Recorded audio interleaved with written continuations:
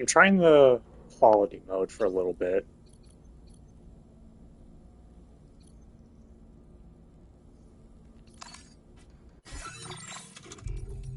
It's a little jarring, but I haven't stepped outside yet.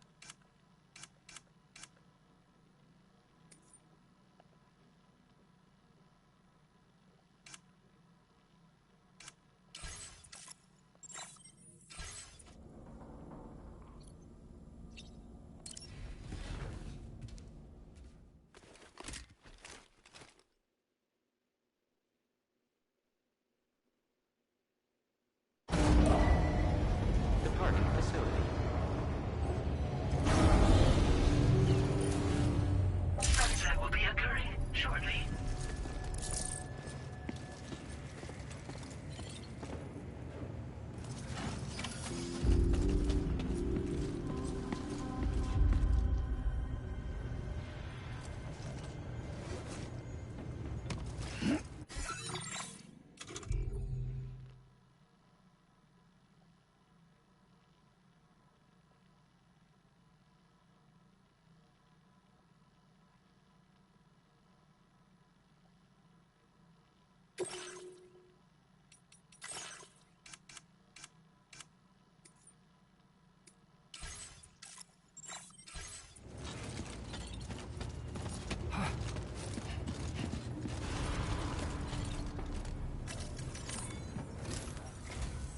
Sam, we've got a situation.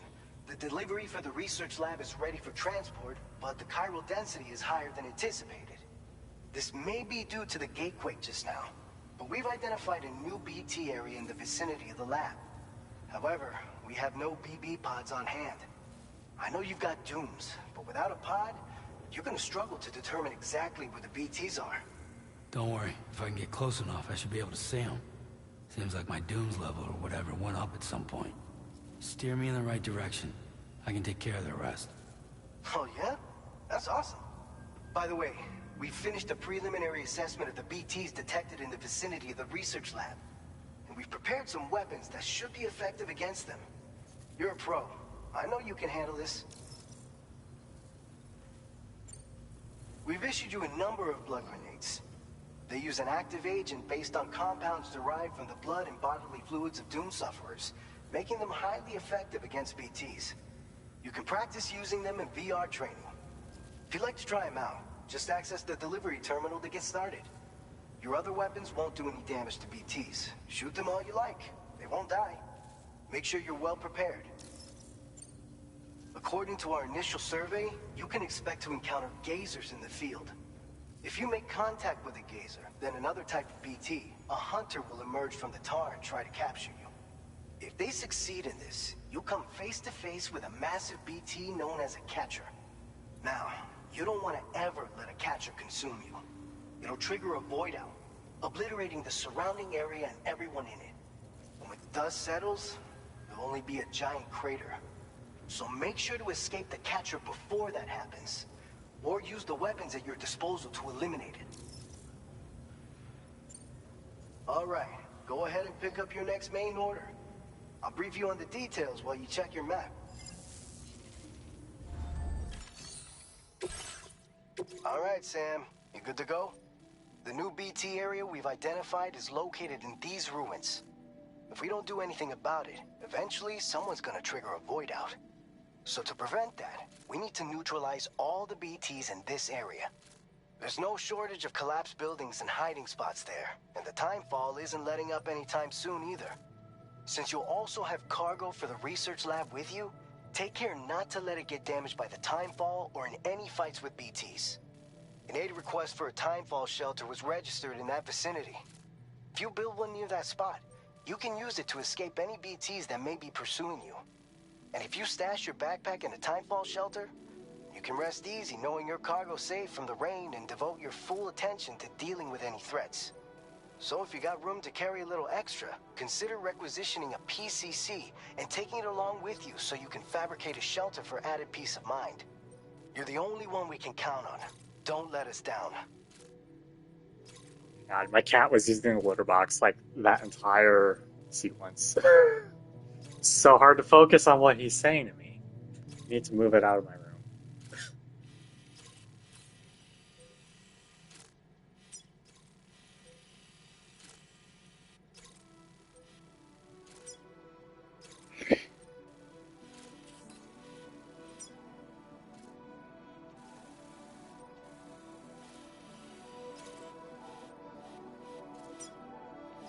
Commencing root creation.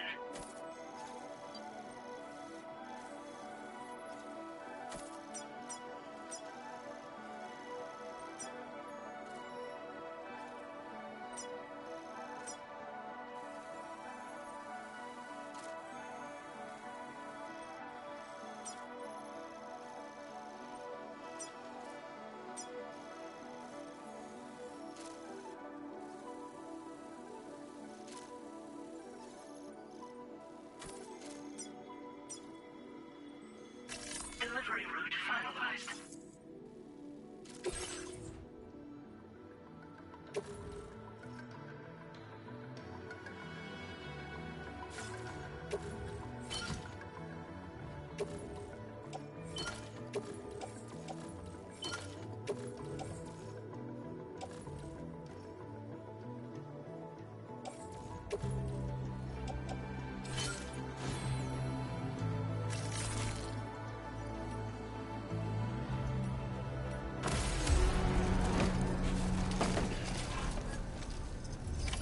Order accepted. Thank you. I need to make myself get used to 30. So I heard this game's like crazy in quality mode, so I just want to see it on my hands. Very impressive work, Sam. Remember to rest, Sam. That's the spirit. I'm Sam! Perhaps you Sam should. too.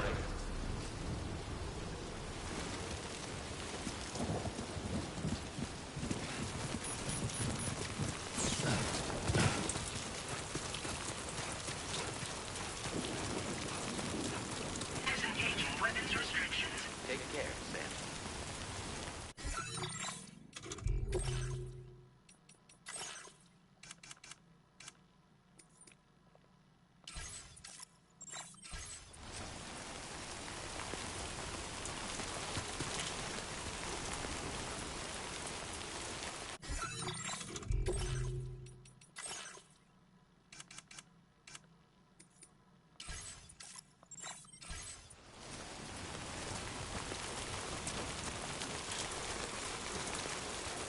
I think I'm okay with this.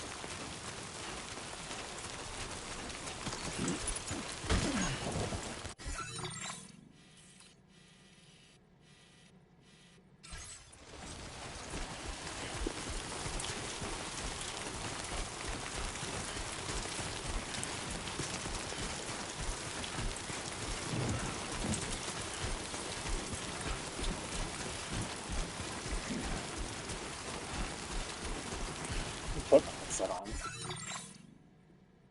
This.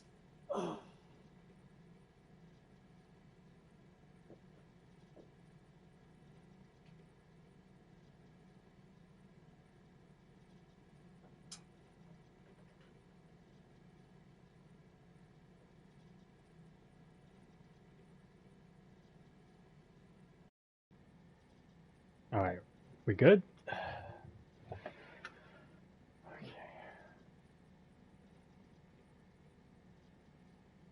All right.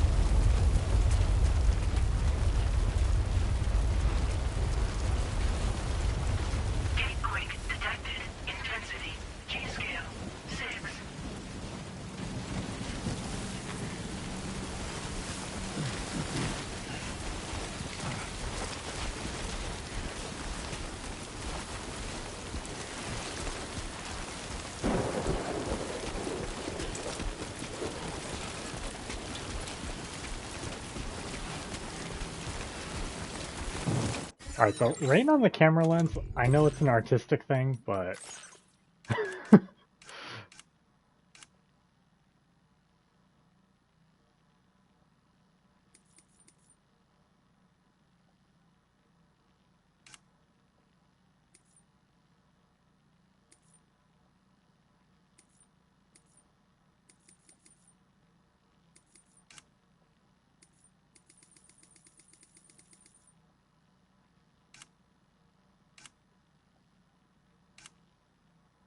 Alright, it is what it is. I'll deal.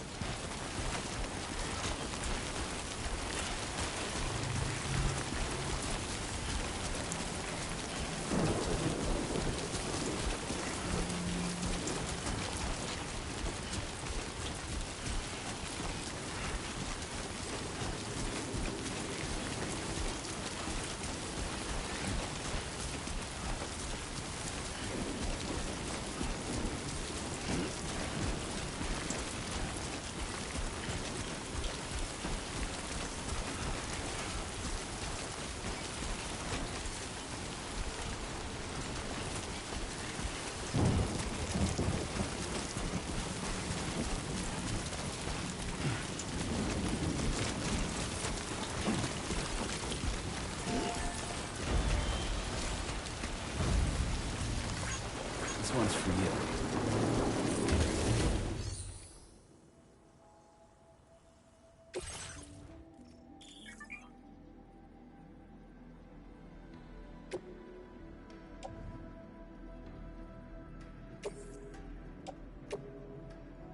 Your service in transporting this cargo is appreciated. The delivery will be assigned to another porter.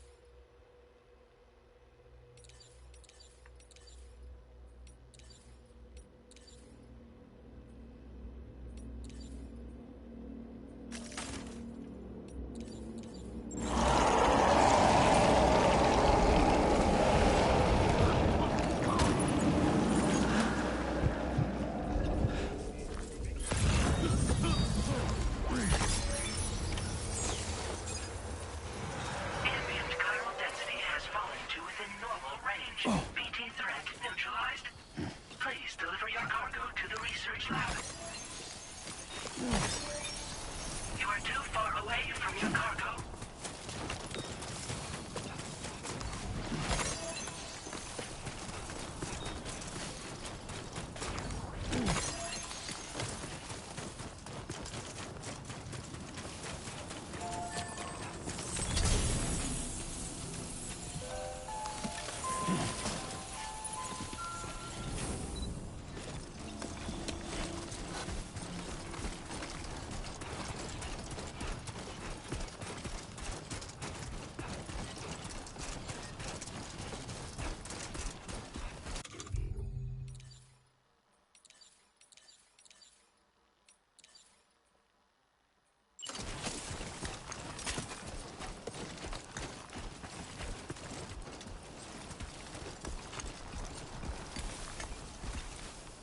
So far, so good.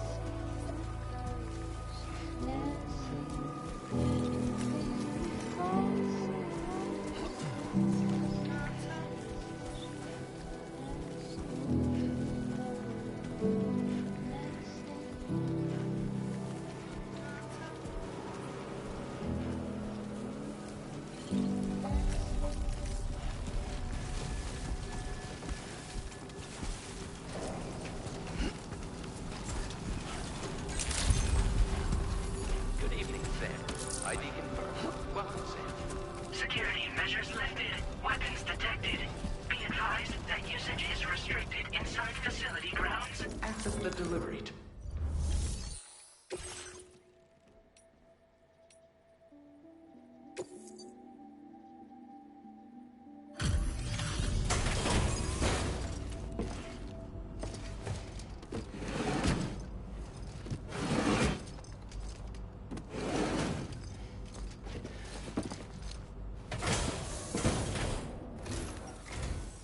Long time no see, Sam.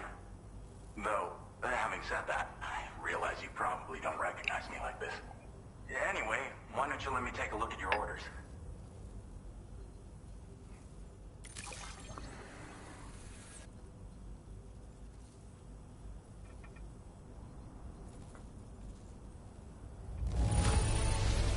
It really doesn't get much better than this.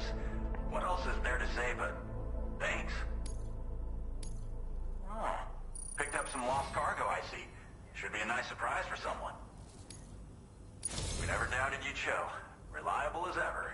A man you can count on. We're ready for you to link us up with your Cupid. Once you do, you'll have fulfilled your objective of bringing the entirety of Mexico onto the chiral network.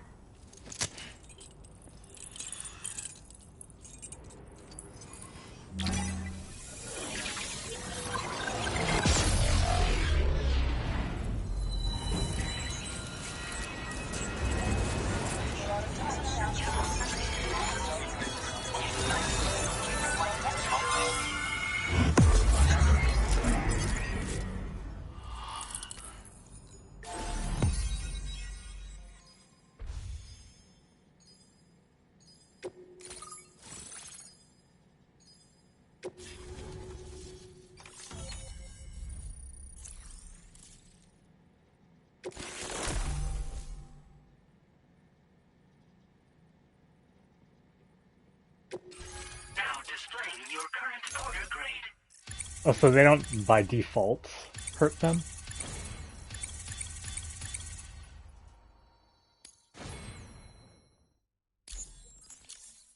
Can we cut the umbilical cords like we could in the first game? I didn't even try. I just blood grenaded all of them. So, Sam, don't suppose you remember who I am? Not really. The name's Alex. I used to work at the weather station back in the Oh, UCA. okay. I was Sort a of. Bridges employee, reporting directly to Deadman. So, when I was offered the opportunity to collaborate with him here, studying the Death Stranding and BTs, I jumped at the chance, and here I am. And now, you're here too. You actually couldn't have come at a better time. Shortly before your arrival, chiral density levels started to climb, hitting significantly higher ranges than before. This kind of spike is indicative of an imminent giant BT appearance. I've shared with you some MP bullets that should be very effective against BTs. Because if a giant BT is on the way, then we're gonna need you to put it down. Well, the delivery you were kind enough to bring us contained a shipment of MP bullets that have anti-BT properties. This ammunition will turn your average assault rifle into a BT killing machine. You can also fabricate blood grenades if you want to keep a few on hand. Before you head back out, review your options and requisition any weapons you think you might need.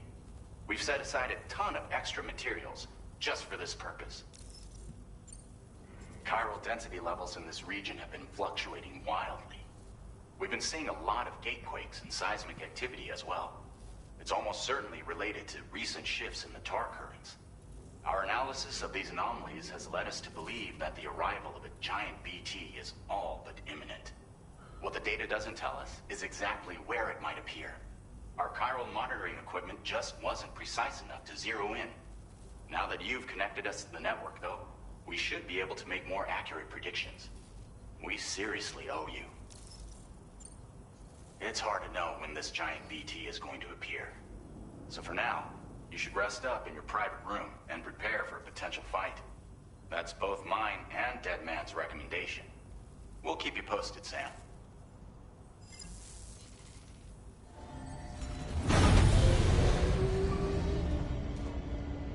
I'm still unsure about 30 and 60. I looked it up a little bit. There's some backlash to the Digital Foundry video, saying the 60 is not that big of a downgrade. I'm not sure though. Some of the mountains did look nicer.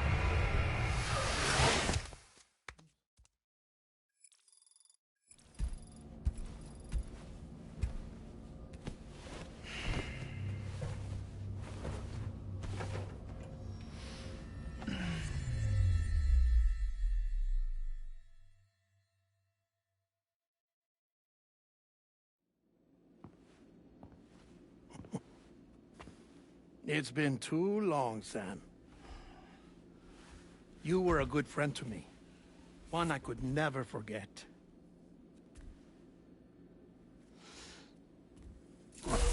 Which is why I took steps to ensure that this message would only play upon your arrival. The sensors were set to scan for your biometric data. A simple enough trick.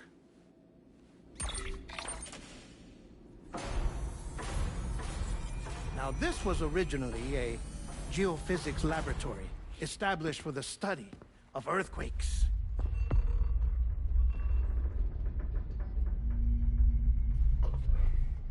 And for that reason, it holds a wealth of documentation on gatequakes, tar currents, and placates. As well, I discovered, as research data on the other side. Now, what I'm about to tell you, I learned after I came to this place.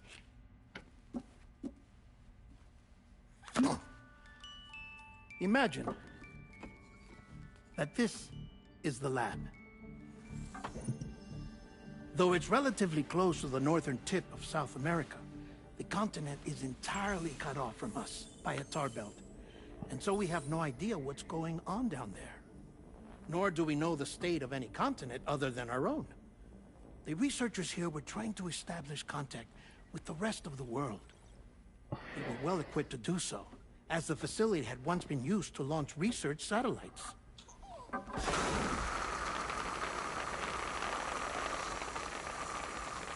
So they tried launching a variety of probes and drones in the hope of obtaining observational data, with no success. The Earth, you see, is shrouded in a thick layer of chiralium that renders electronics inoperable at altitude. So they tried sending ships across the ocean. Oh, yes. Oh, but that failed too. The high concentration of chiralium in open water proved too corrosive, invariably causing them to sink. But then the researchers found some rather rare birds on their doorsteps. Birds not native to the region. Nice birdie, nice birdie. And that, my friend, was just the beginning. Not far from the lab, they discovered a strange anomaly. Well, the surrounding area was heavily contaminated with chiralium. Yes. This is beautiful. The researchers would later dub the anomaly a plate gate. But further investigation revealed that it came into existence when you began to expand the chiral network across North America, and that the gate grew larger in tandem with the network itself. What started as a tiny fissure in space became so much more. The researchers duly installed cameras to study the gate and its surrounding area. Now, to their surprise, they caught footage of some unusual marsupials. Yes, a kind you wouldn't expect to normally encounter in Central America, like the birds. But to confirm their suspicions, they sent an autonomous robot through the gate. The soil samples it collected were consistent with the archived geological data from the southern hemisphere.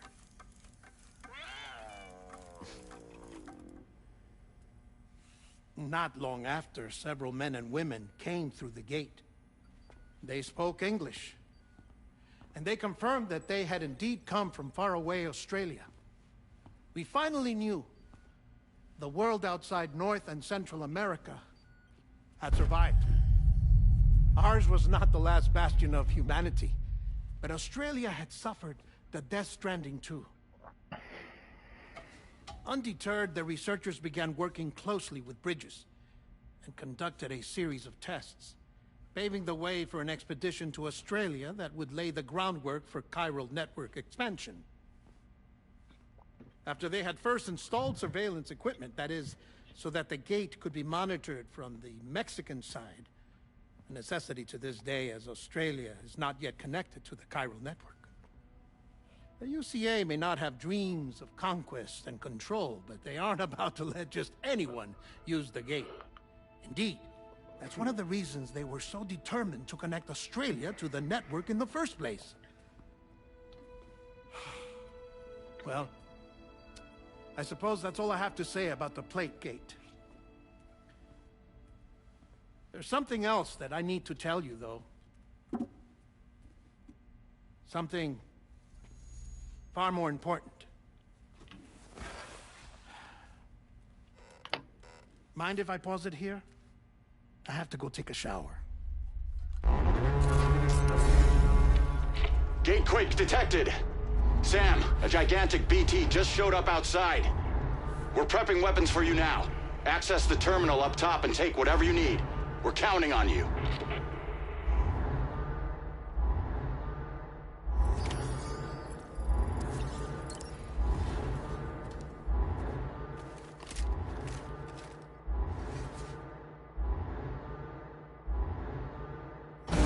Manifestation imminent. Access the delivery terminal to make preparations for combat.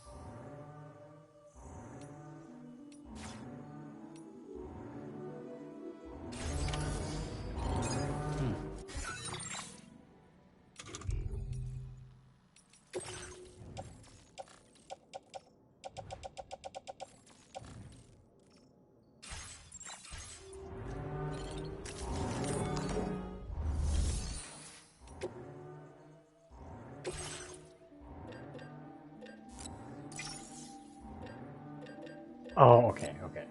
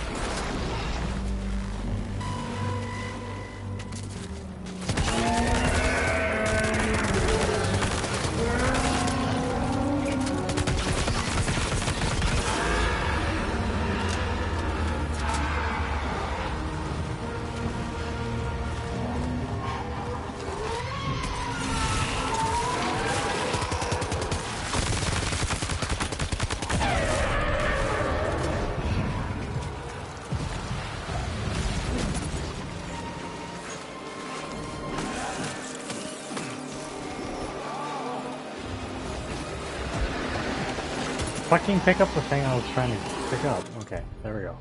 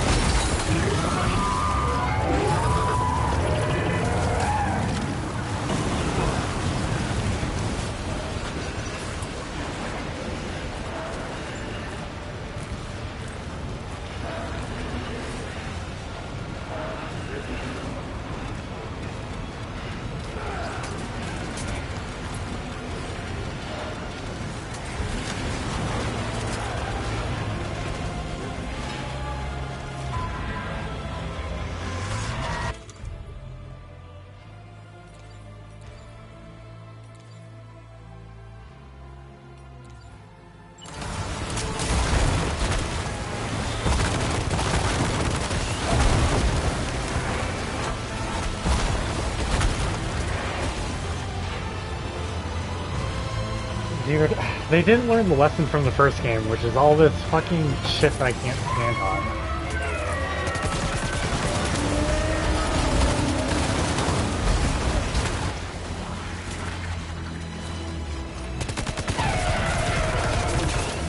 It's okay. This is better than the first game. It controls better.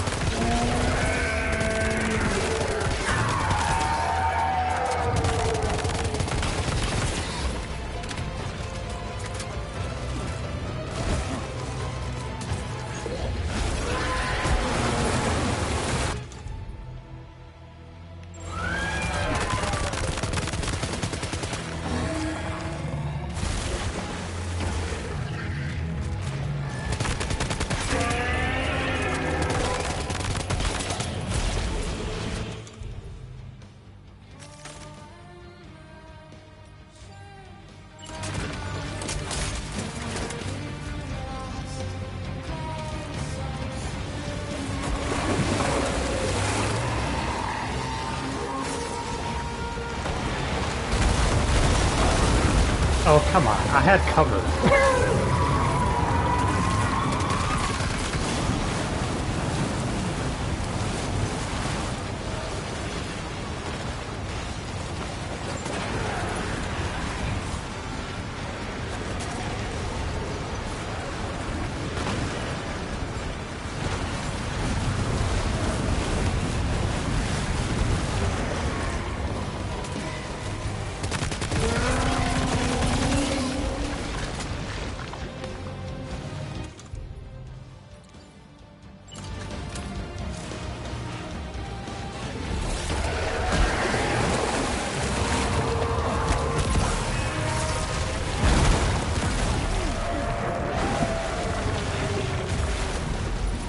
Let me fucking play. Okay, there's all this shit knocking me over.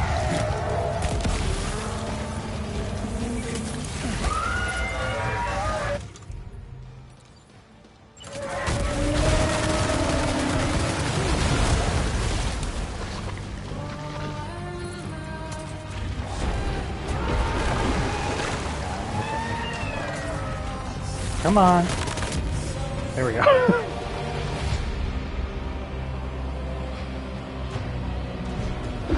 It's an improvement over the BT fights in the first game. But I don't love having to wade through the water and the fucking... Like... I don't like having to wade through the tar.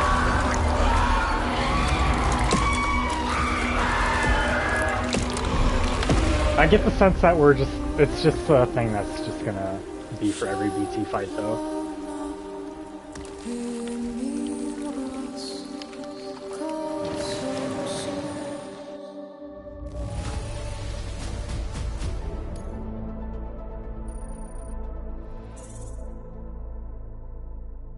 I took a fair amount of damage, it's okay. It's not like there's a great dodge button in this game, you know.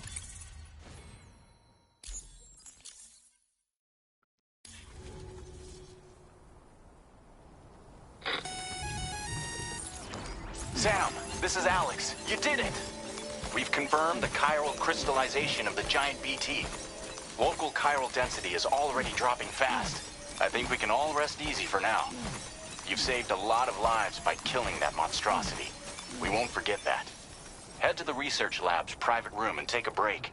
You've earned it. Okay.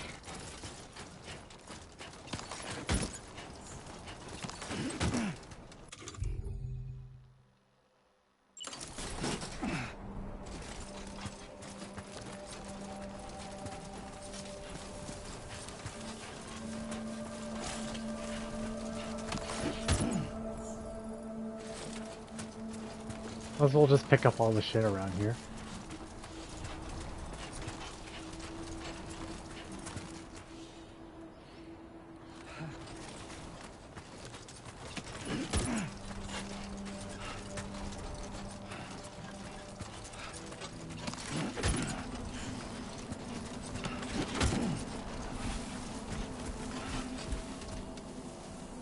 Okay, now that things are a little quiet, maybe I can compare the quality and performance a little better.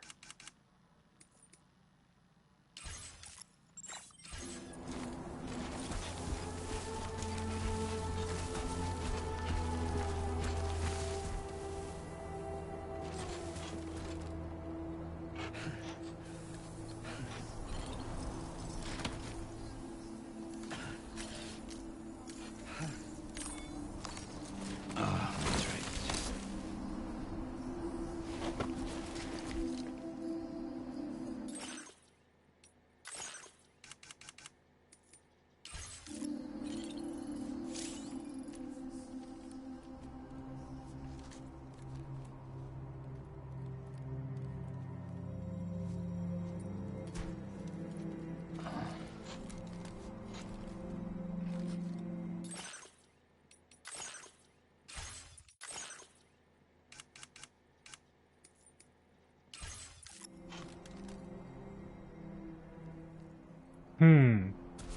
I mean, the performance looks kinda good. Let me just research this a little bit.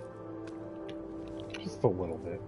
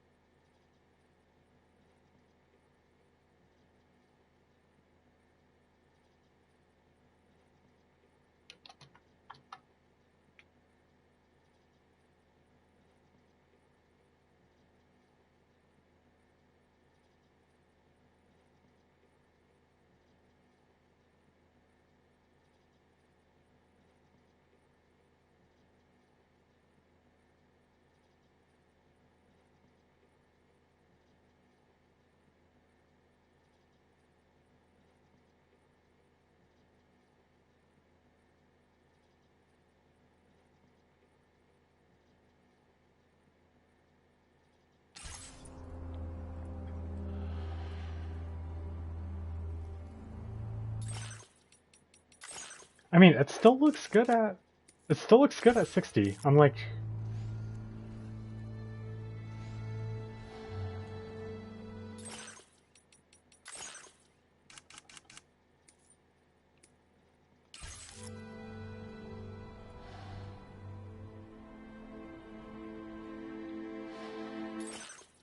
We just...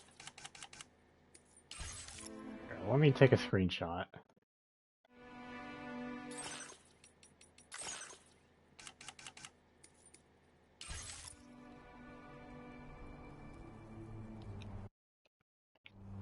Okay, 1 second. Let me look real quick.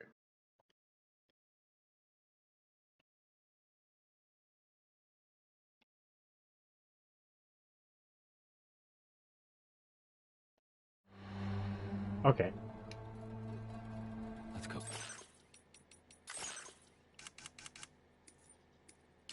Grab a bite.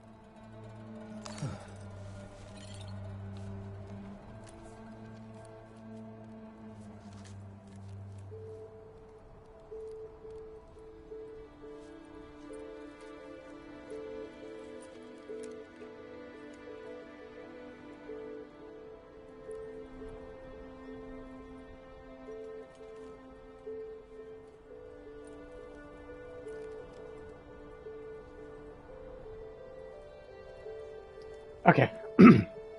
Yeah, I tried it, but honestly, I think it still looks really good at 60. So, yeah.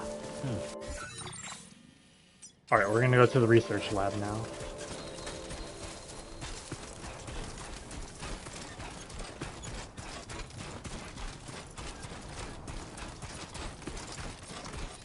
That's the spirit.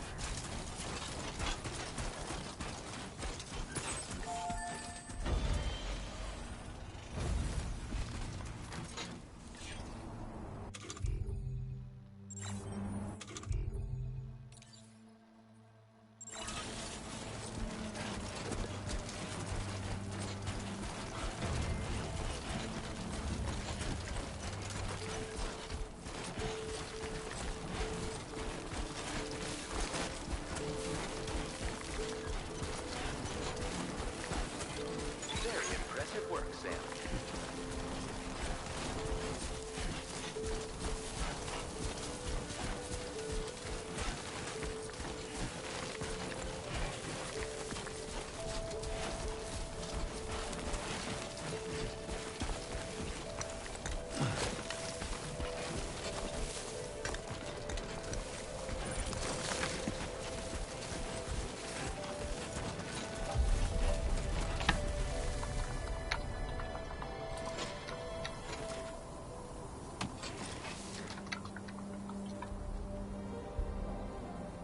Okay, here you go, speed demon.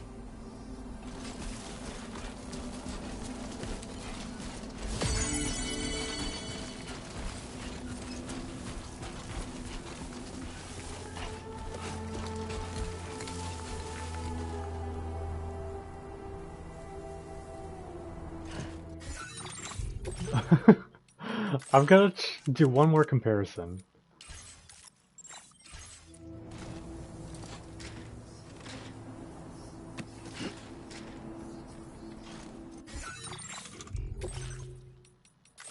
It has to be, to me, it has to be as dramatic as the difference as Rebirth, I think, for me to...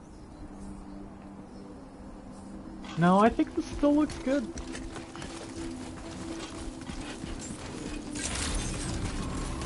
Buen dia, Sam.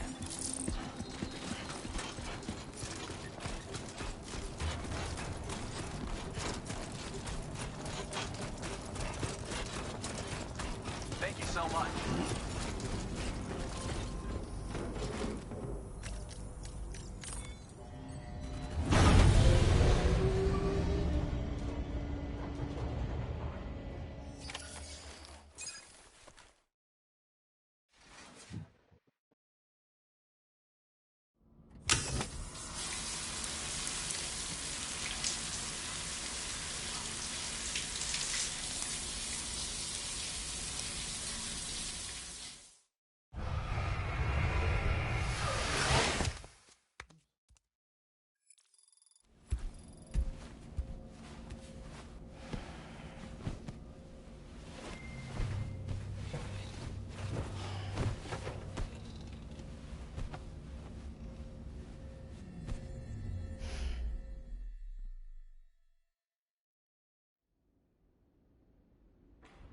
As I said before, there's something I need to tell you. It's about Lou.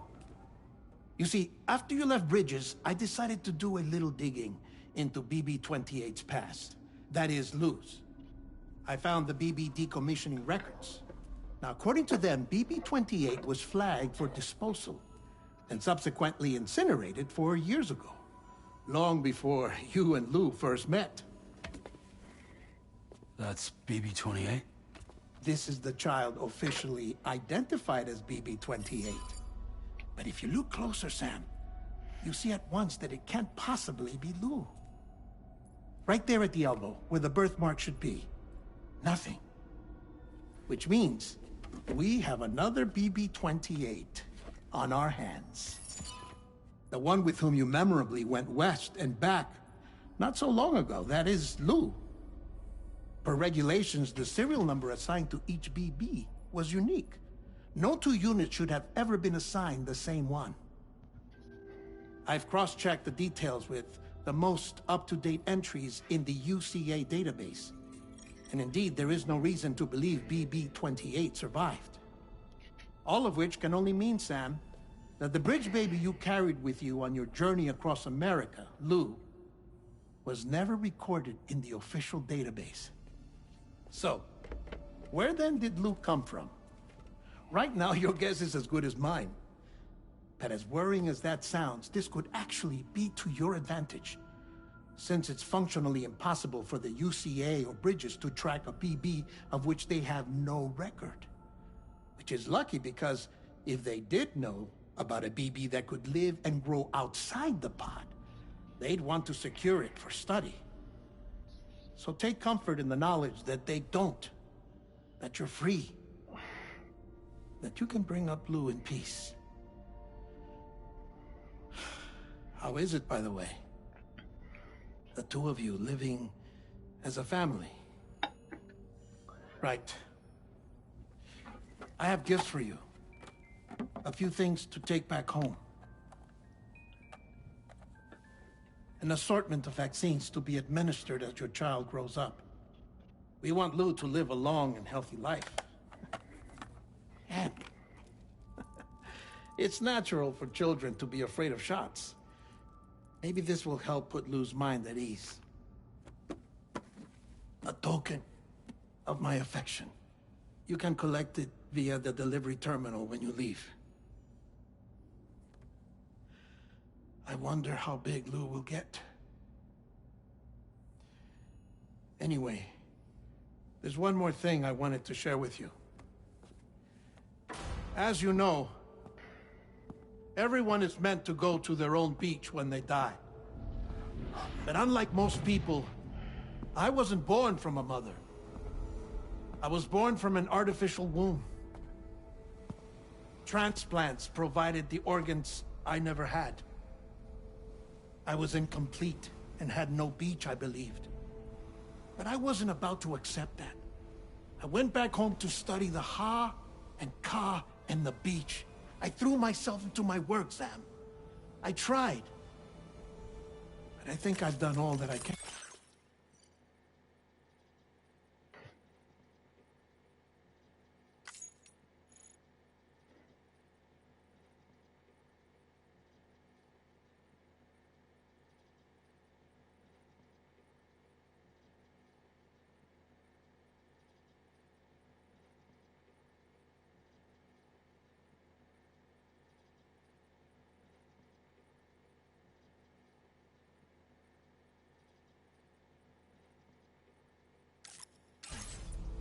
In the end, I'm still a patchwork Frankenstein's monster. One that's just about worn out. As a doctor, I can tell you, I don't have long left. So I've devoted my remaining time to research. You're a dead man. That's why I'm here, Sam. Where I can focus on the beach. There's so much data here, Sam. On beach formation, jumping via beaches, the relationship between the beach and plate gates. All the evidence you could ever wish for. Not enough to solve every mystery, perhaps, but enough for me to make an incredible personal discovery. that I have a beach after all. It doesn't matter how I was born. I have lived as a human. And thus do I possess a beach like any other. I am not a machine, but a person with a ha and a ka and a beach to go with them.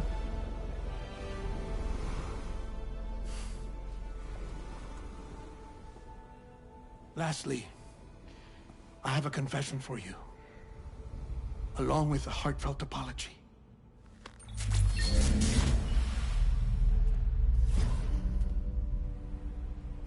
I told you once that I didn't have dooms. That's not actually true. Not that I was lying, you understand. I just didn't know. It was only after I found my beach that I realized. Chiral allergic reaction.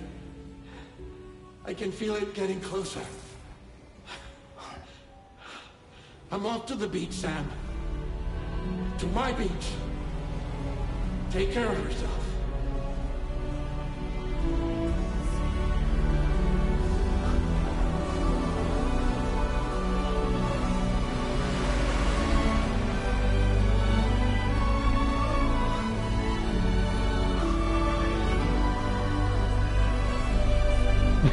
The waddling is a little funny.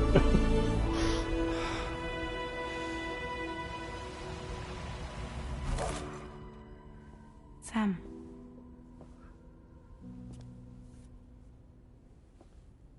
Did you know about this? It's the water. No. It's the water in the suit.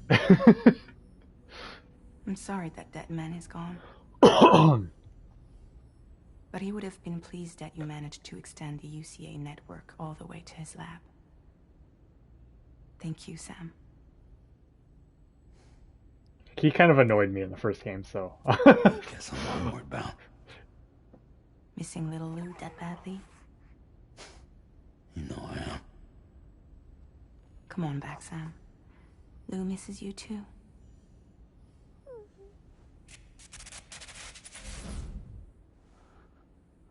Yeah, that little birthmark. I notice it now.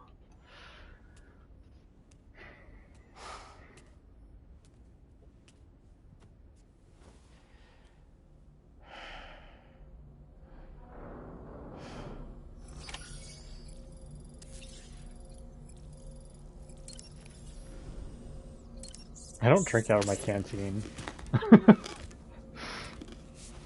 Not in this game so far. Maybe I will soon.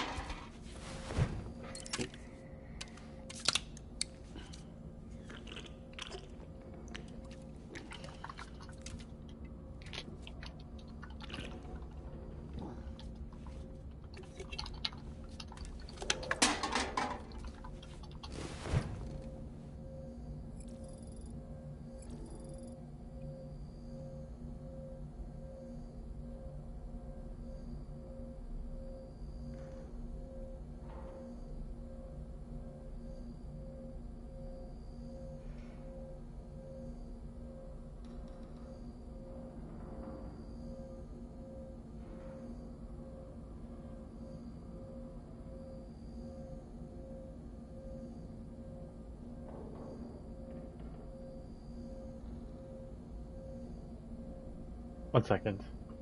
Sorry, I'm still mulling over the the quality of performance thing. I was like that with Claire Obscure as well.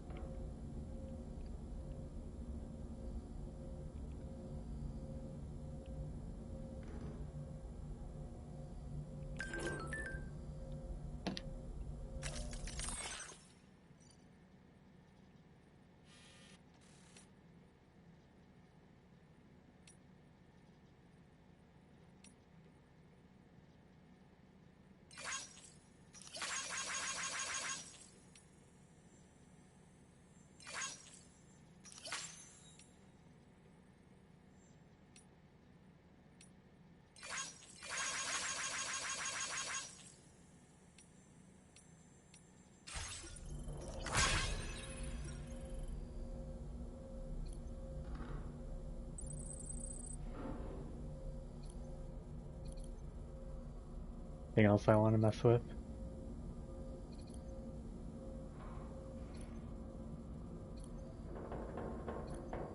What's the stink do in this?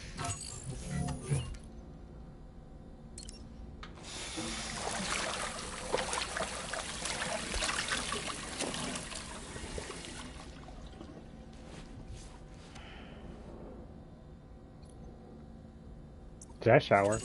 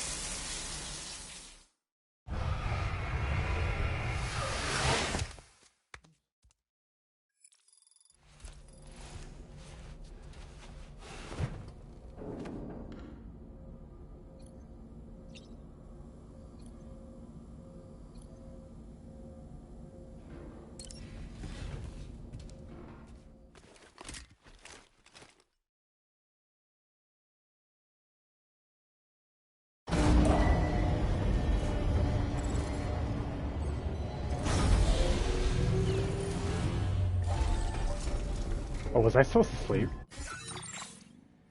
No. Hey, Sam. About that message Deadman left for you. I hope you understand that he wanted to tell you all that himself. He didn't want it to come from me or anyone else. Naturally, we respected his wishes. We'll also be carrying on his research in his stead. I'm sure you will, but please take care of that last order he left for you. On another note, you can now use your PCC to construct generators and bridges. Build them along your delivery routes, and you're sure to make a ton of other porters very happy. Trust me. Who knows?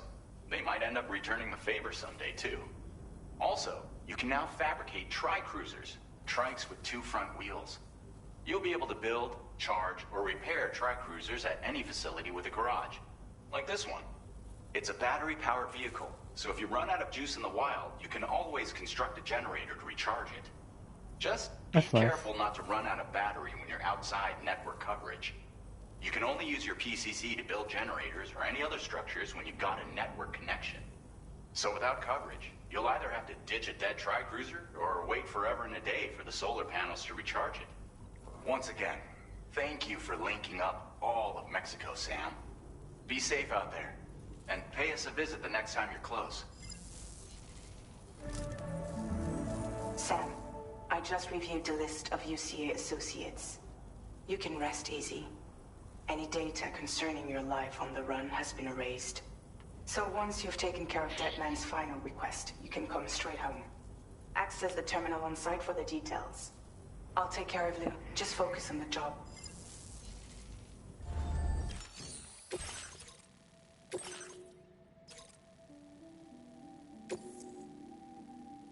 This custom cargo container is designed to be attached directly to your chest. The words, "For Lou," are written on it.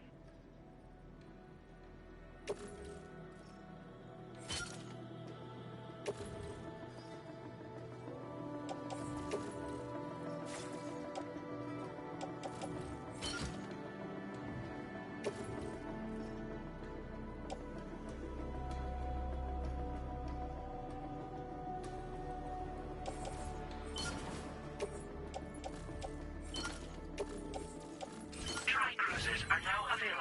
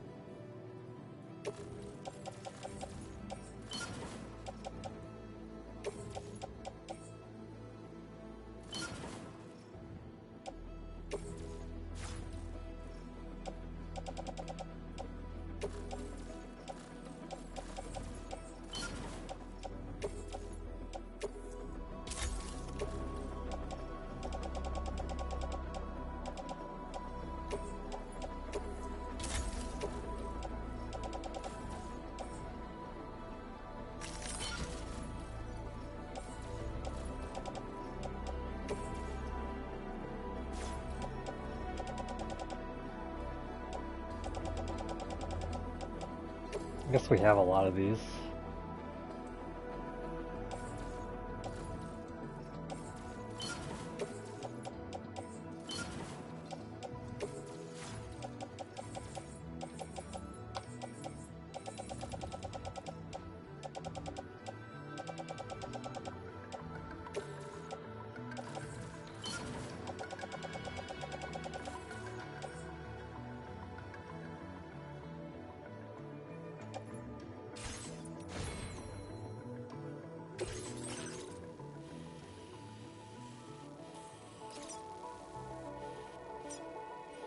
Commencing route creation.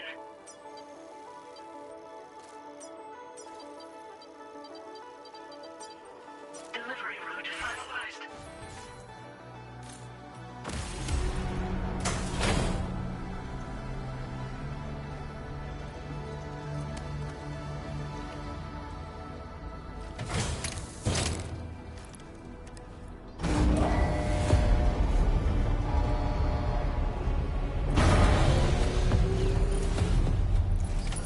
Order accepted. Thank you.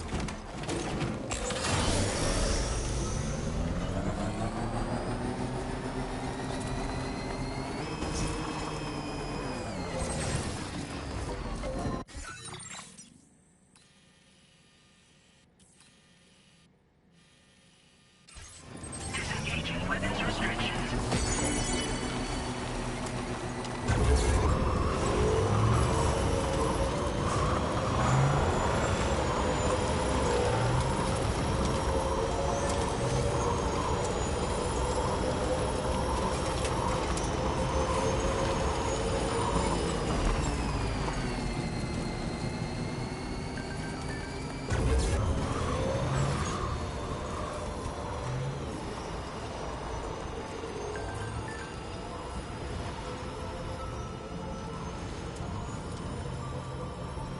Jibber jabber, jibber jabber, jabbering.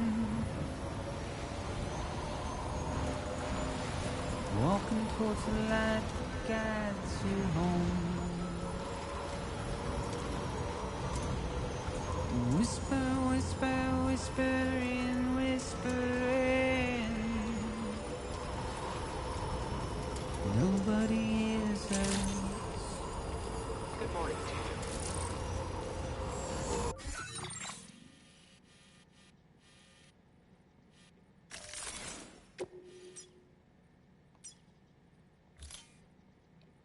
Commencing route creation.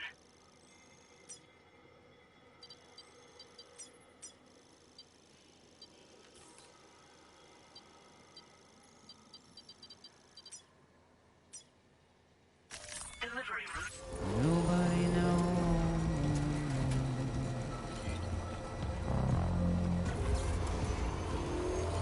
If they bothered to see from the cage to bay.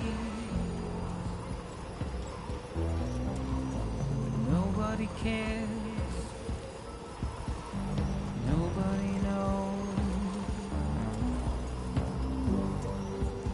But it's just how it goes.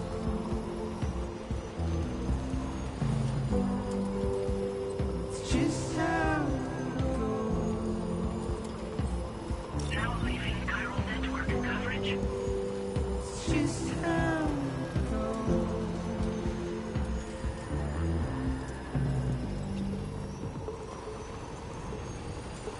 Waste of breath, a mindless stare.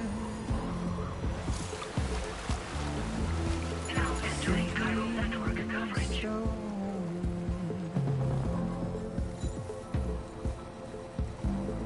Carry your weight to oblivion, deep into the unknown.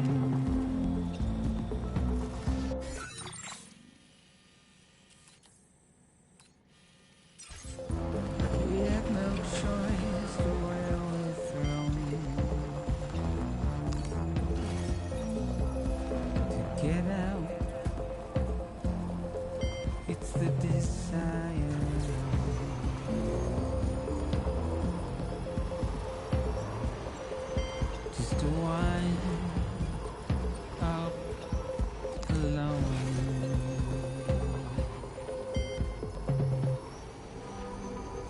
just how it goes.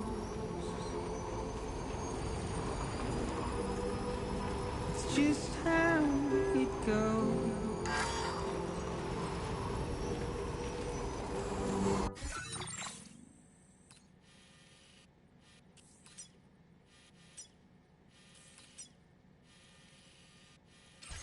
It's just how it goes. Gotta stretch my legs. It's just how it goes. It's just how it goes. Done and dusted. It's just how it goes.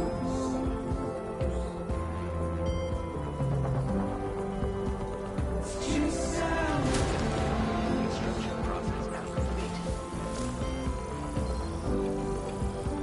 it's just how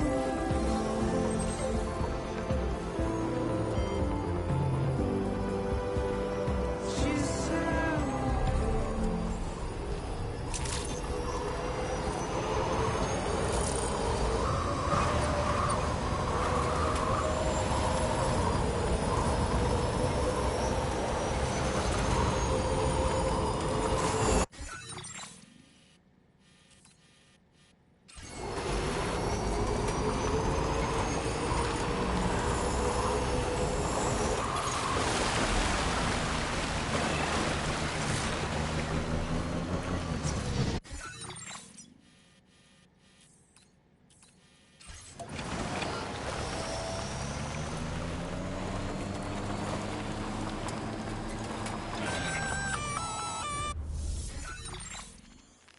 Intrusion detected. Intrusion detected. Level 5 alert. Multiple unidentified armed hostiles inbound. Your shelter is under attack. They're in danger. I gotta get back.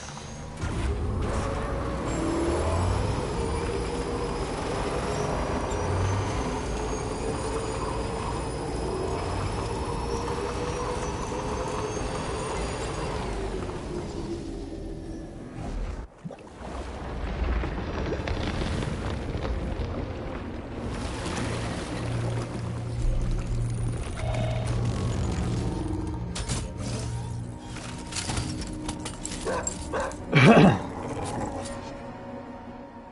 the fuck are these guys?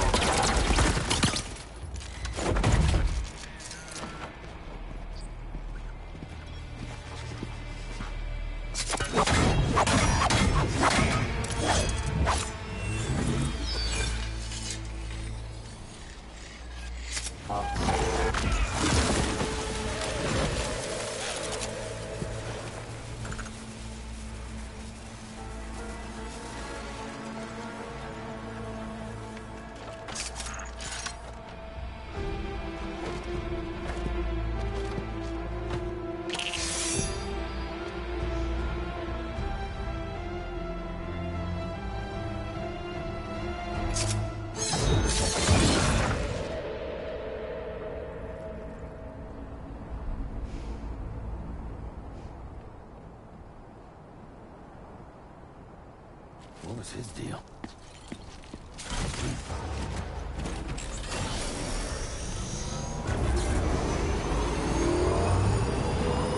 It's nice to see some more urban stuff.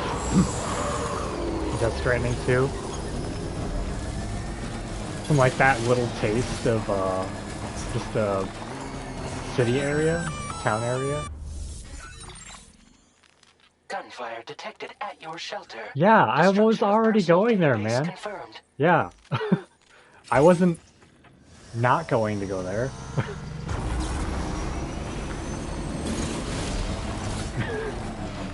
You had to show me a cool samurai and like some red dudes attacking me.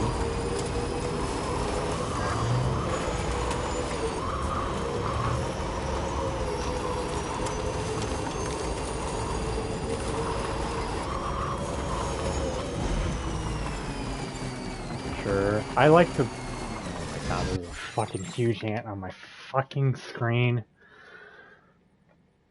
You fucking cunt. Sorry, I shouldn't have said that. It's okay. No one watches.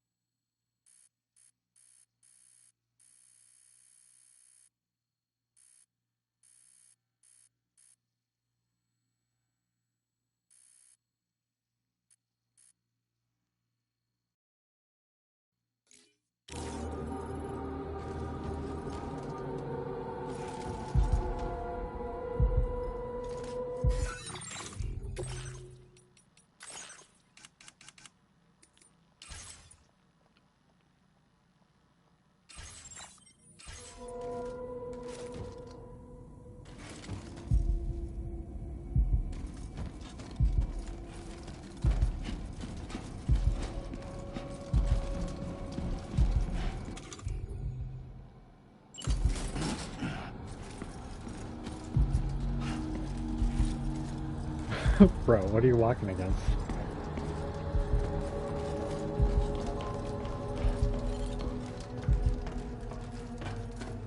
She can't have gone too far from the shelter.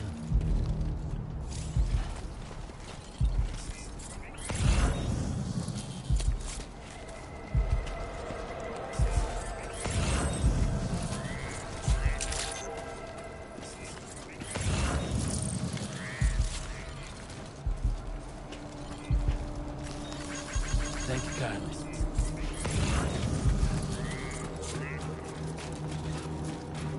Very Horizon.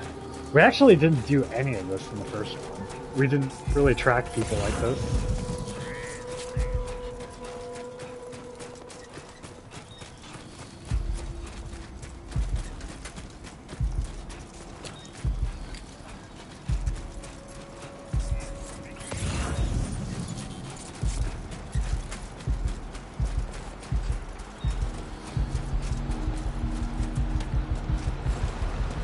What the hell happened?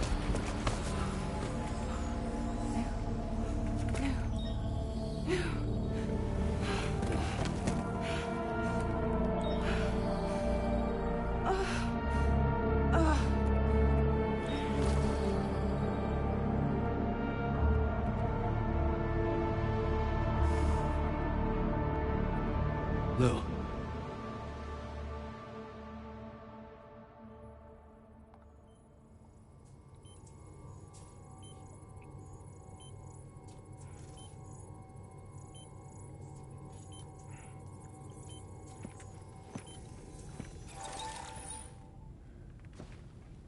I patched you up the best I could.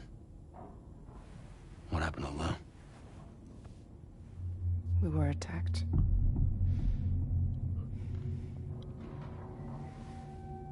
It all happened so fast.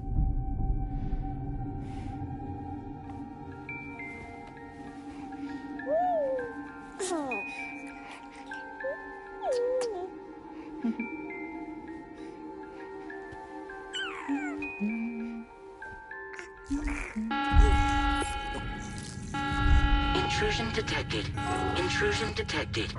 Level 5 alert. Multiple unidentified armed hostiles inbound.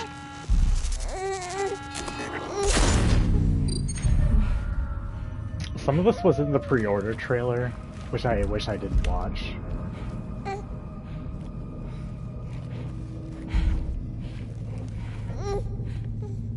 That's my bad for watching a 10-minute trailer, to be honest.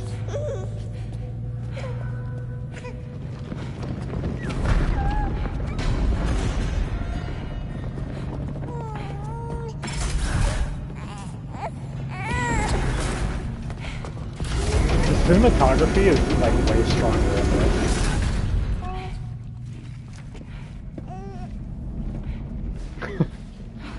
Good restraint there.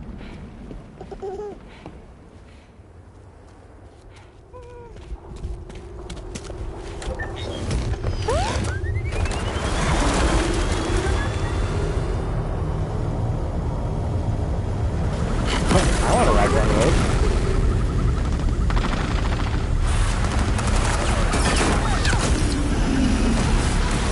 Thing, oh, shooting her. Well, they didn't kill her though.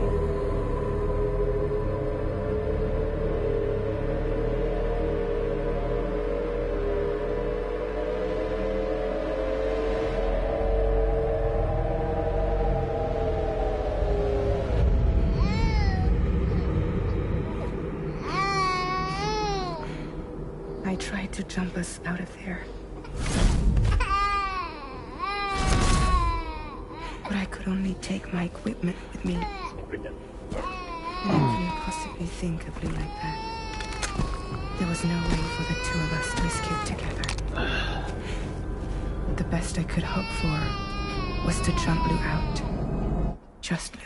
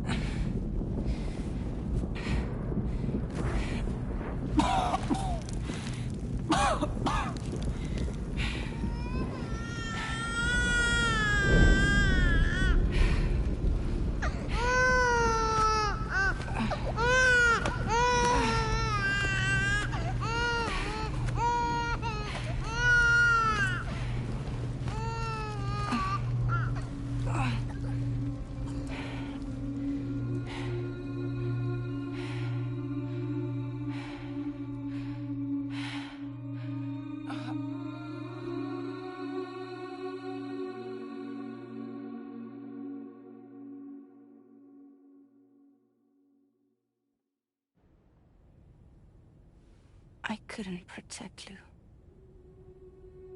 I am so sorry. So sorry. I'm sorry.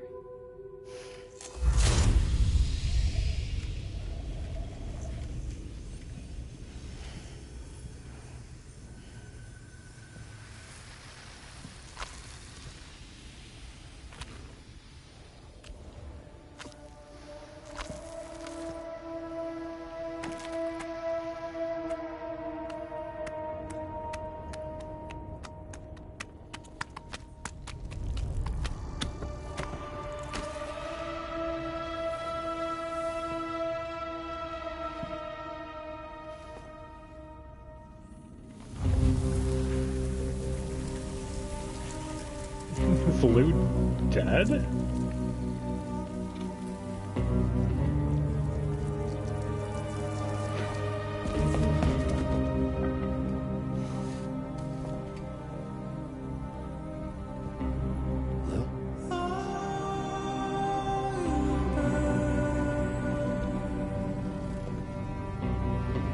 Sam, what's going on?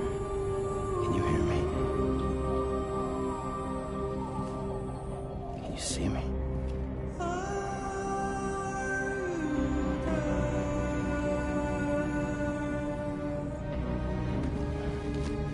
You can't. Because you're dead.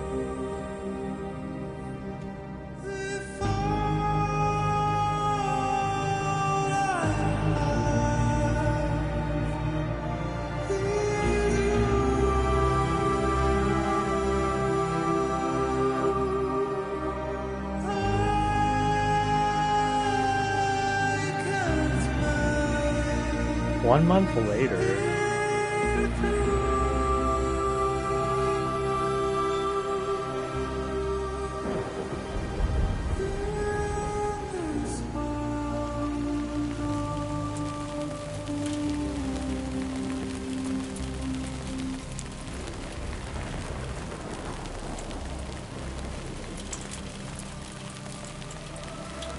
Look.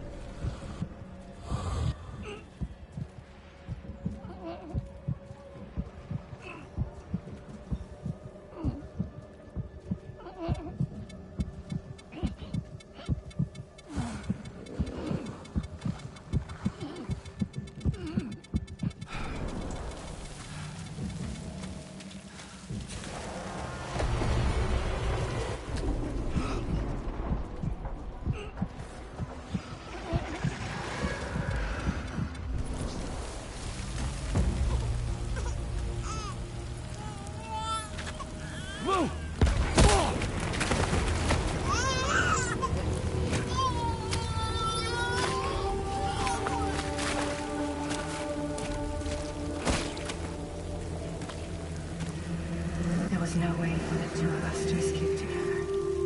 Escape together. Escape together.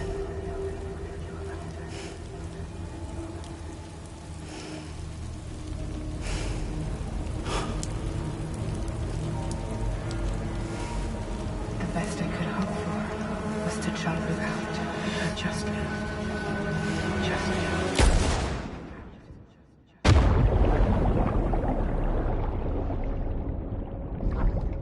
he actually do it?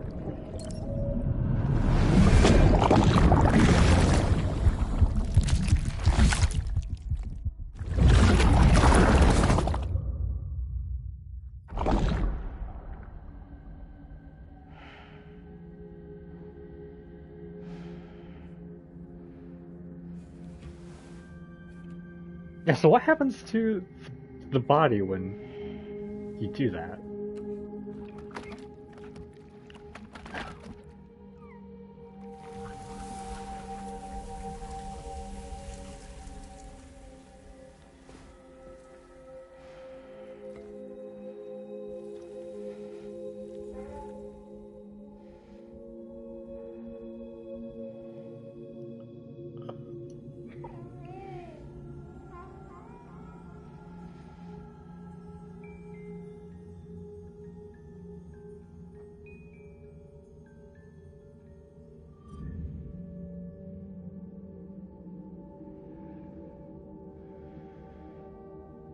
Sam, I know there's nothing I can do to make it right. I know.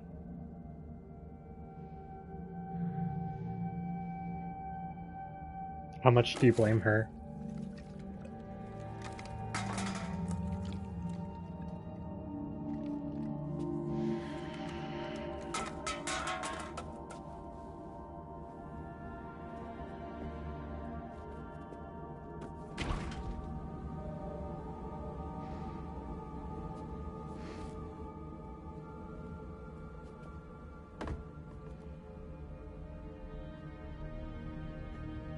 Sam, stop hurting yourself.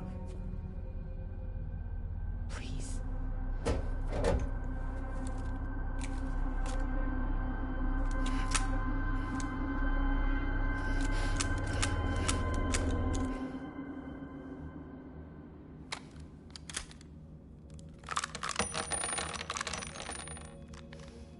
Give me the gun.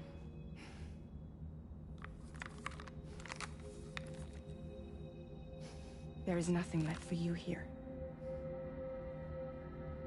Nothing but sadness and regret. You can't go on like this. Come take a walk with me.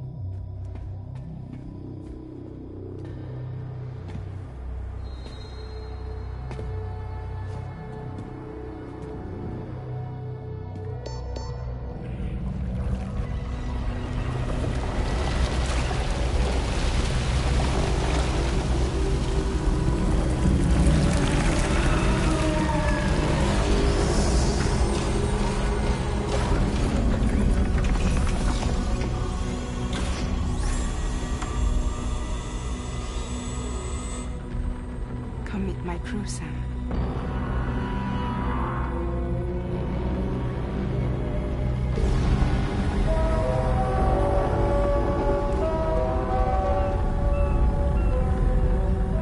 It's time for you to hit the road and start a new journey.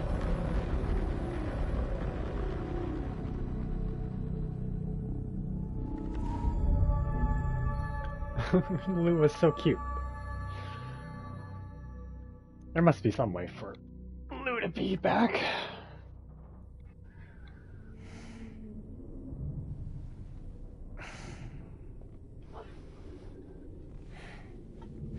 Is Lou a girl?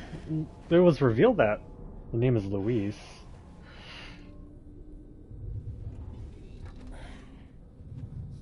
I think that could technically be a dude's name too. Intoxicants successfully purged. Blood alcohol content nominal.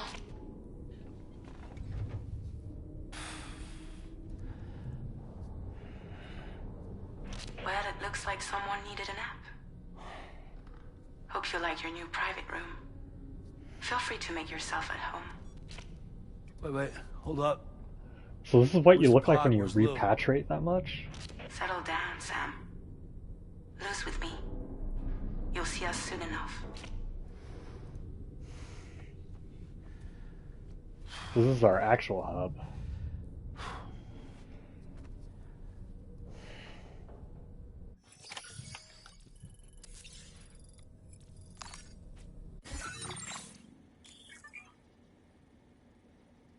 DHV Magellan. To switch between maps, press L1 and R1. We've got 3 floors, okay. Our lung capacity is higher, apparently.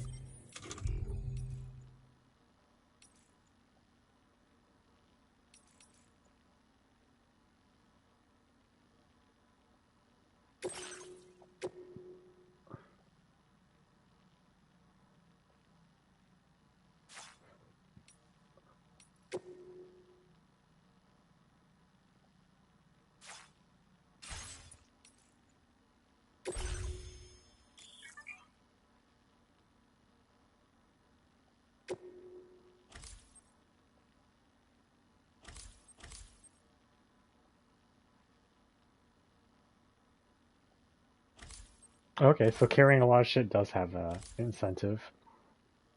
Yeah, because in the first game there wasn't, like, leveling per se.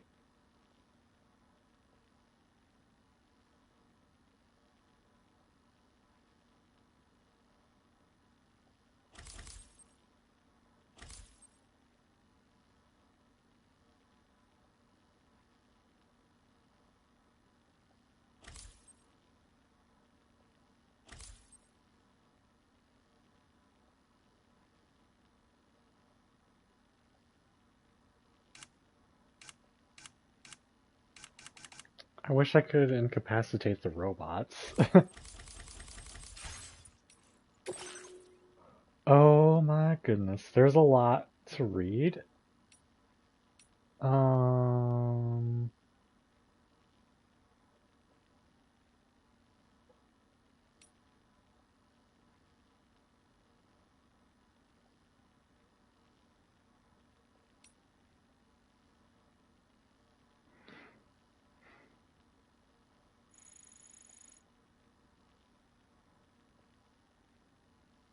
I wish you would refer to lose gender.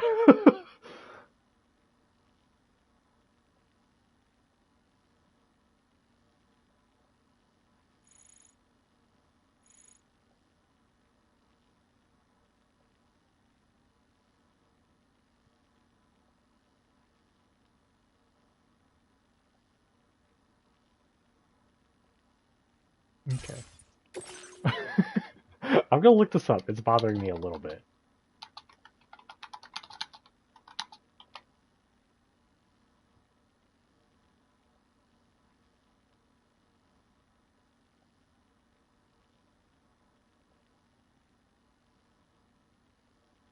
Okay. Just confirming.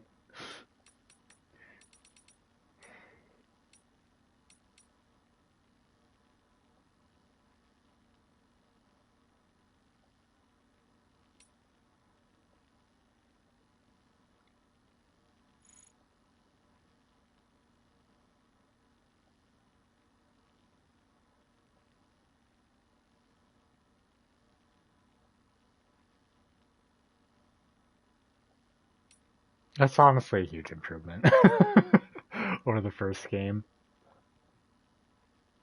Just being able to see them.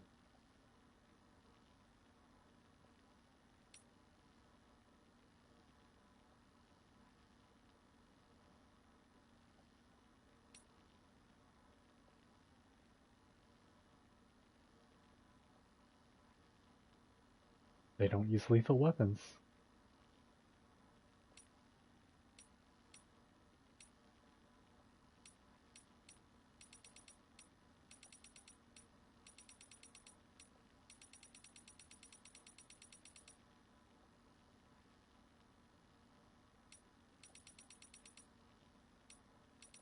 Where's the story so far thing?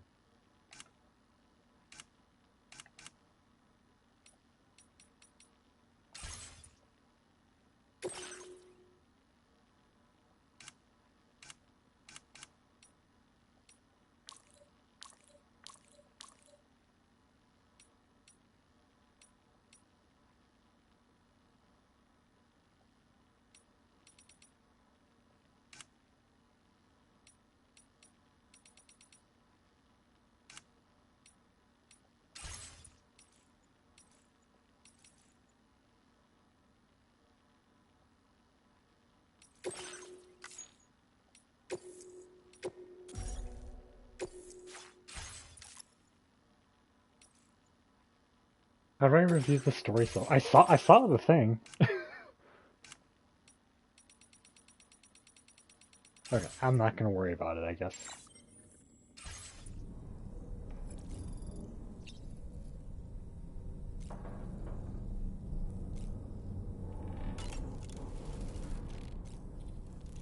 How long am I gonna look like this?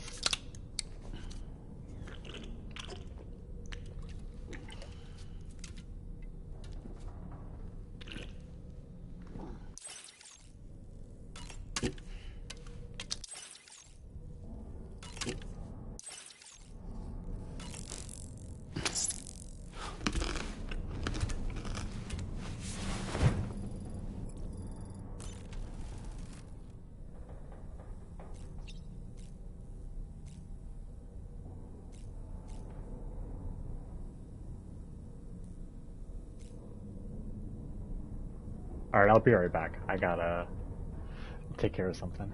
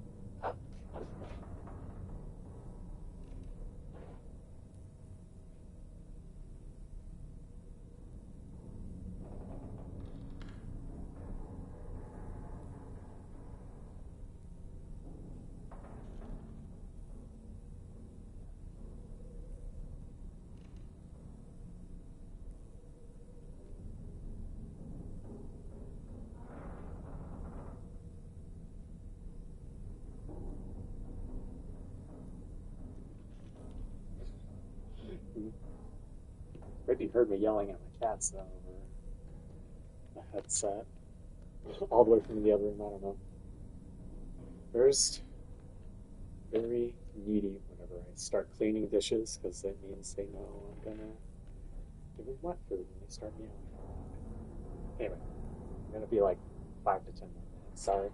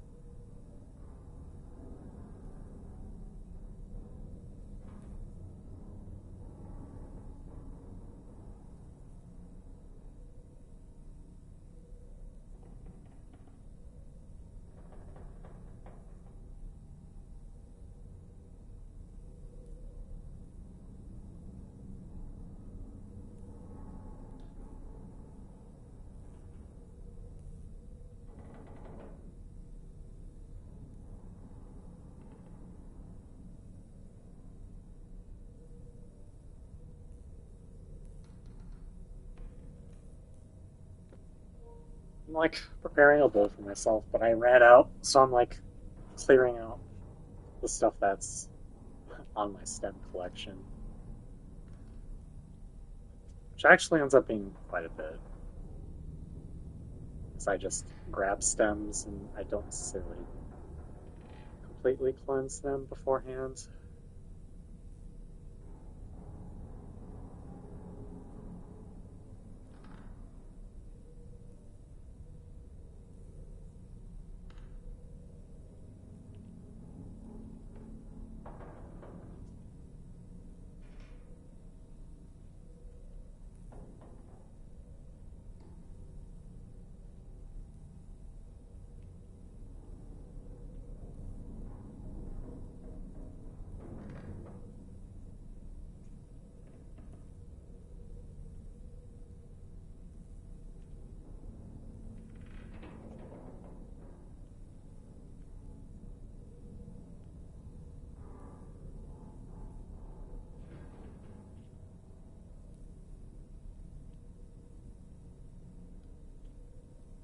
I could just smoke the stems, but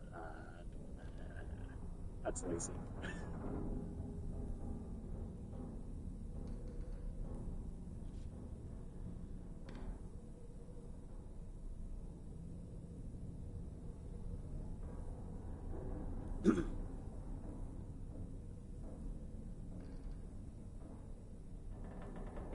You know, I've been working out a bit.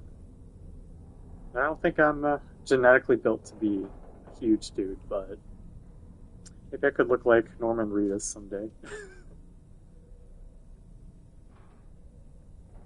Just like built enough, you know.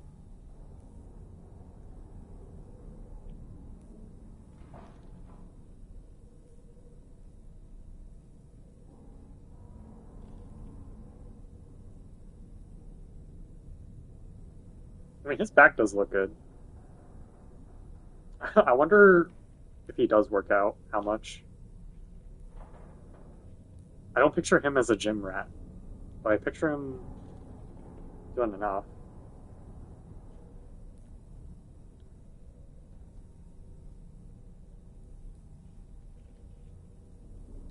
So maybe just this is good enough for now. This is taking way longer than I thought to sort out these stems.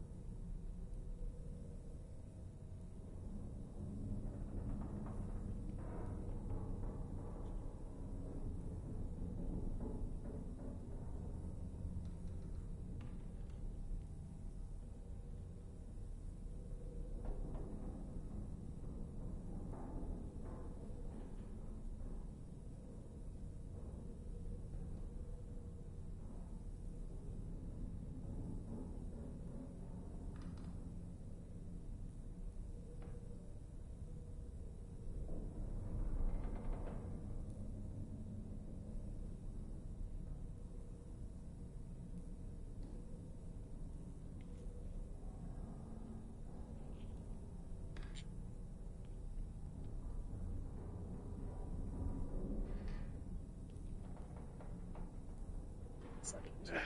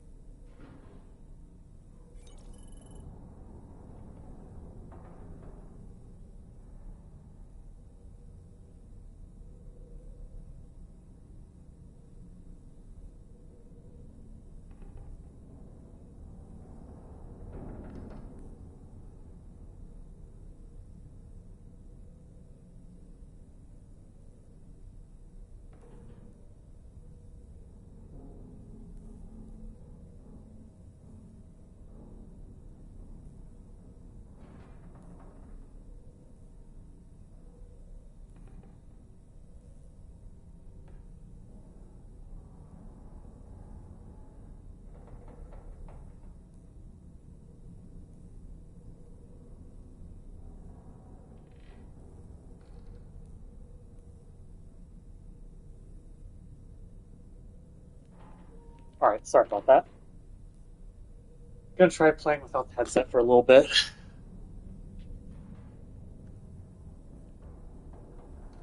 Wash my face, right?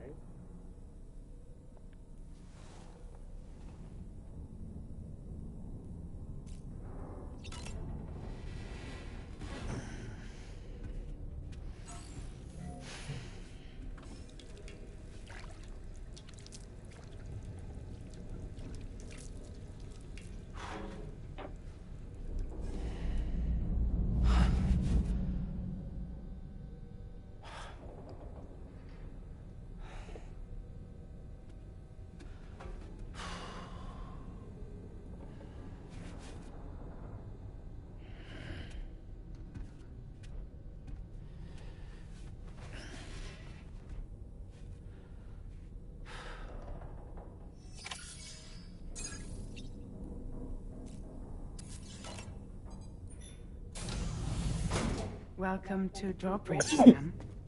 And to the GHV Magellan, our mobile base of operations. Come on, I'll help you get your bearings. This is the ship's armory. Here you can check your weapons and put them through their paces. These rooms over here belong to other members of the crew. They are pretty much the same as yours. And the shower's down at the end. This is one hell of a ship you got here. Courtesy of the UCA, I'm guessing. No. As I told you, Drawbridge is a civilian outfit. But we do have a generous patron with access to plenty of capital and tech. Sounds like a UCA big shot. Don't ask me. We've never met face to face. They value their privacy. Seriously? No better than to believe that bullshit. We've both been used and lied to before, it's true. But as long as they keep up their end, I won't pry.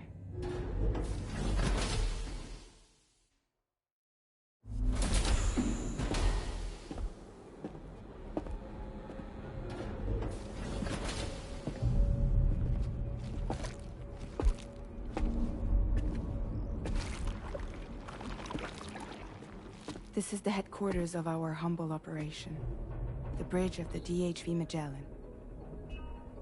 It's always like this when the DHV Magellan's on the move. Meet Tarman, our resident doctor and geophysicist. He's also the captain and pilot, in case you hadn't noticed. And a fellow Doom sufferer. The nav console offers a direct connection to the Tar currents. The downside being that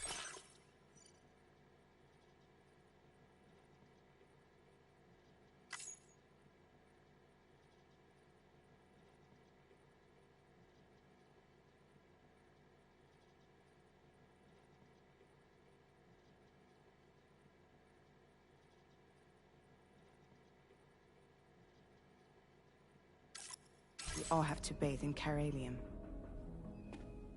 Happy to have you aboard, Sam.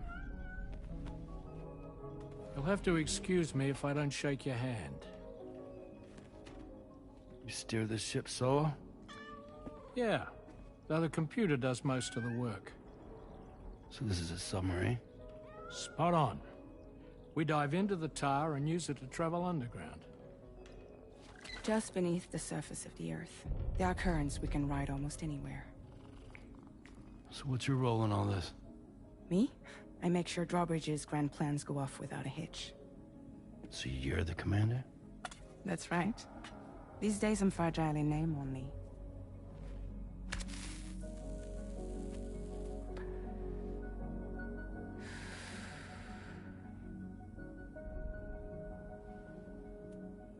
Huh. So where are we headed? At the moment, we're bound for the Plate Gate in Mexico. The one that you put on the network for us. Our destination is on the other side. Australia, which we've been asked to link up next. You know, the problem is, not everybody wants to be part of the UCA. That's not the plan, Sam.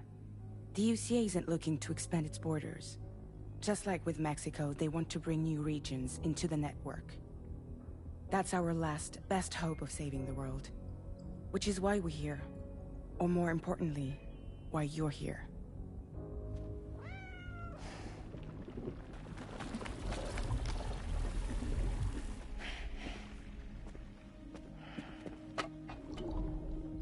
Lou?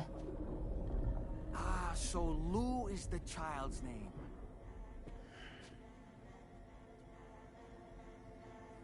Hello? Excuse you. I too am a member of Drawbridge, believe it or not.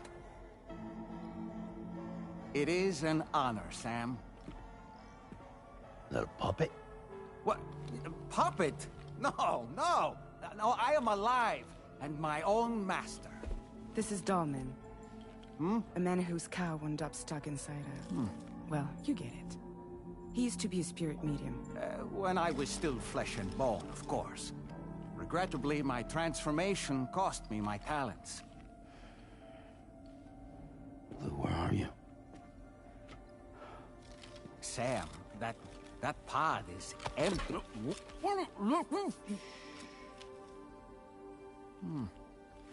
Oh. You know, no one should have to suffer such loss. I understand. Believe me, I do. Which is why, yes, I think you two should go on one more adventure. What are you talking about? Well, take Lou. Yes, and link up Australia together. Like you did before in America. I'm sure a lengthy journey will help you to heal.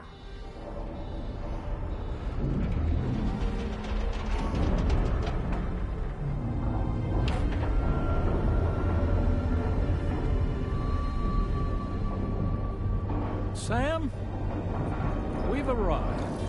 Yeah, at first I thought Sam was all white because of the In case you're repatriation. wondering, my hand is traveling through the tar currents, which is lucky because that's what allows me to keep this ship on course.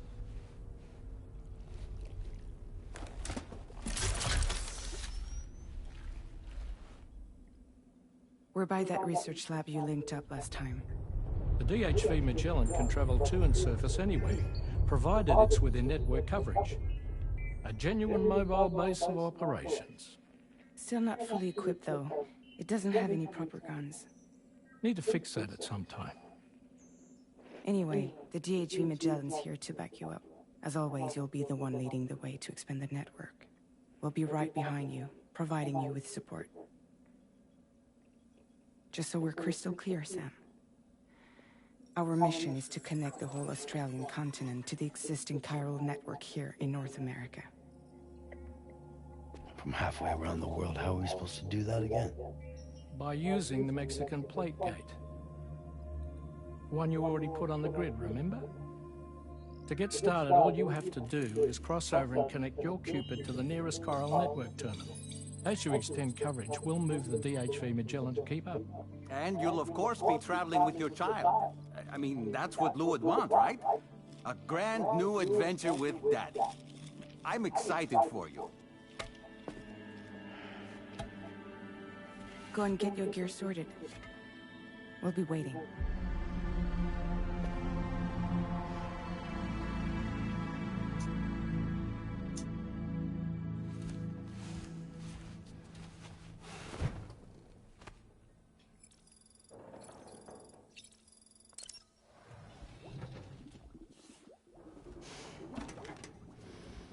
You ready for another trip with Daddy? Okay, kiddo, let's go.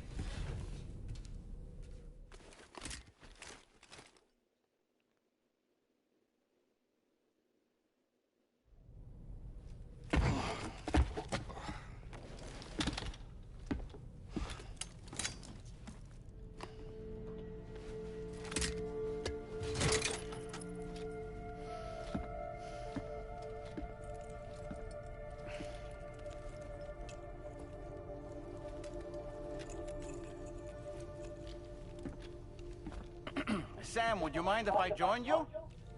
Humor him. His knowledge and experience will probably come in handy down the road. Yes. Really, Sam? Your buttocks? What about shotgun? I prefer the driver's seat.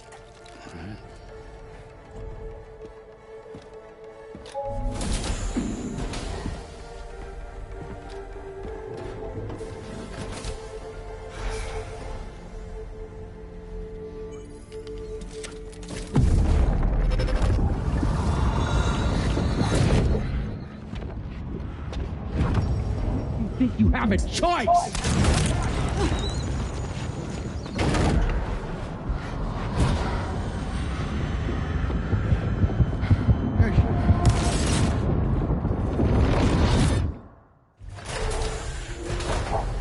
What was that just now?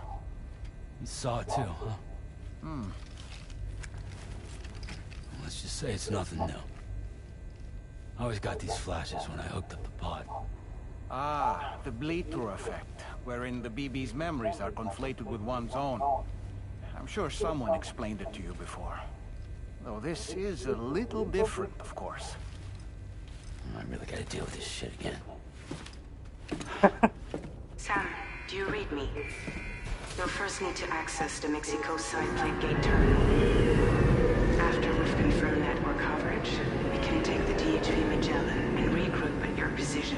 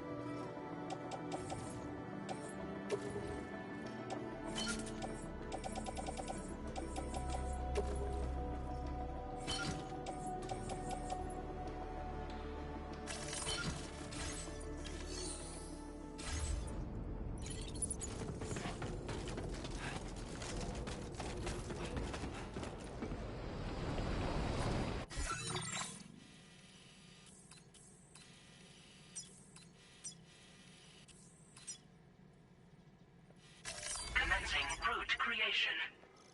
Delivery route finalized.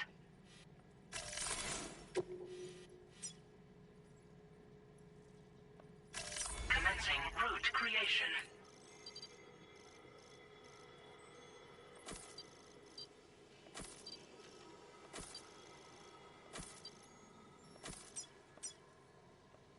Delivery route.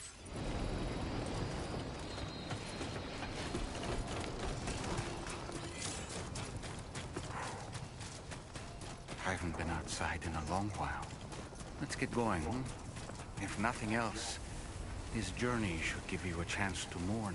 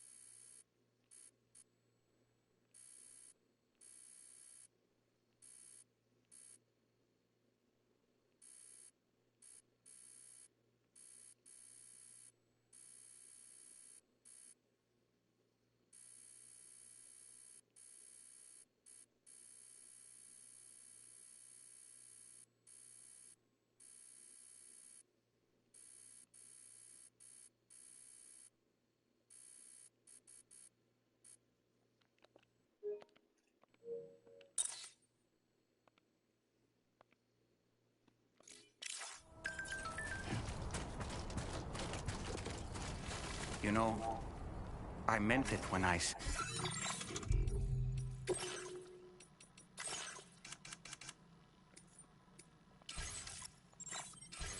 understand how you feel. But if you hold on to the sadness, it will weigh you down like an anchor. However much it hurts, you must carry on and do what only you can do. Grieve, of course. But keep moving, Sam. Then, when all is said and done, you can take stock and decide what's next.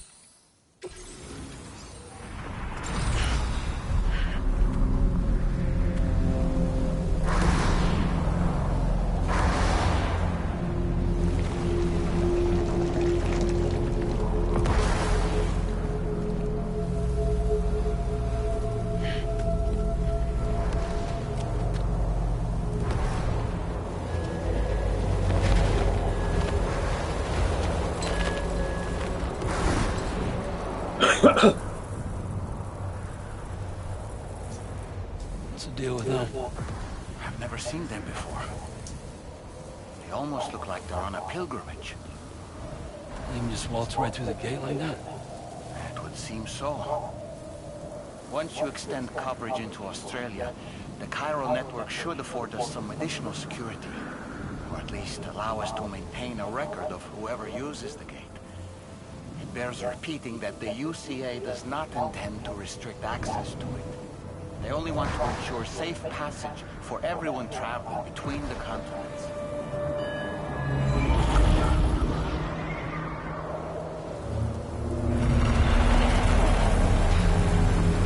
Brace yourself, Sam. It's a gatequake. Oh, and a big one at that.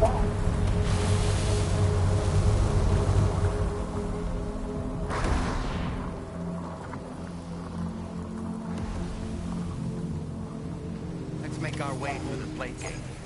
Carefully.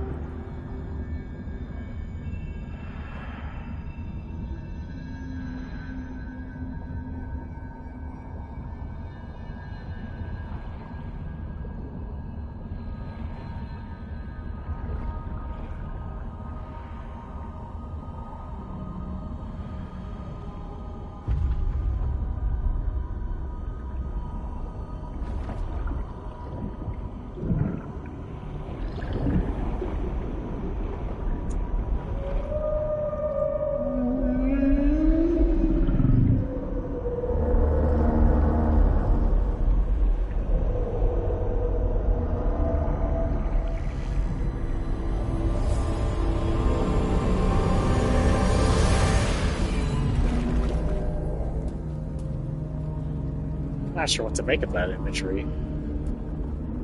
We never did learn too much about those apparitions in DS1. If ever I've seen one.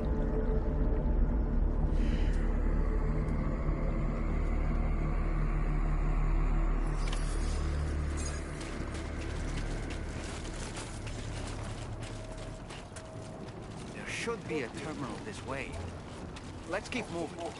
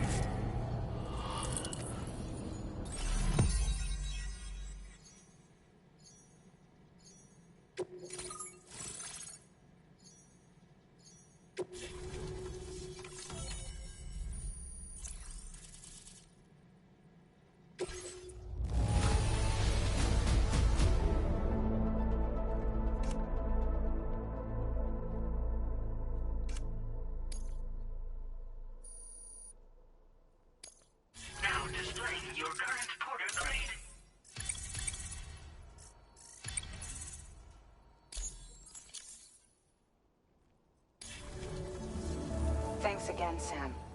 The Chiral network connection to Australia is holding steady. And you'll be happy to hear we made it here in one piece. Just to let you know, when you come back to the DHV Magellan, our patron would like to talk to you. Leah Saidu is like stepping up a lot for this one. She's got a lot of dialogue, I think. Not complaining, by the way. She's like the best character one.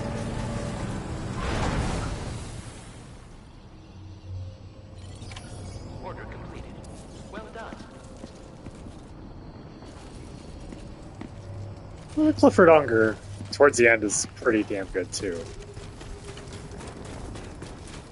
I just don't love some of his fights.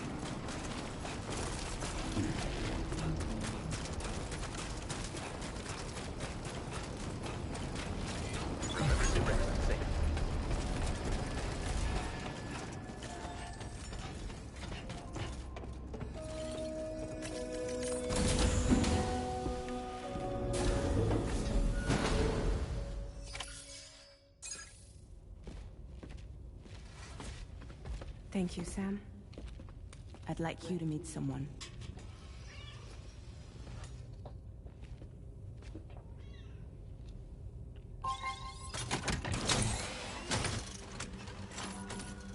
Hello, Sam. My name is Charlie. Charlie's Drawbridge's patron. Hear me out, Sam. I want you to help us bring Australia into the network. Drawbridge has been selected to oversee this critical operation. People saw what you did in Mexico and wanted more of the same.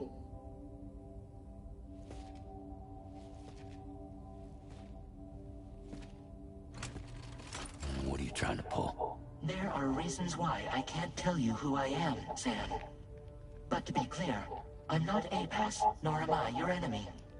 What, you think I'm just gonna trust the words of some faceless mannequin? I need you to trust me. I'm the one paying for the ship, and this whole operation, at considerable personal risk. Nah, I want to see a face, or no deal. A face? Very well. Since you won't take it from me, maybe it should come from someone you know. How's this? Pick one of your old comrades, and I'll speak to you with their voice. Who would you like? Who would you trust?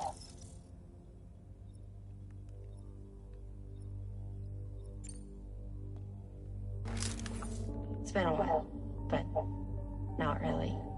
Mulligan, Locke, no. We're the same.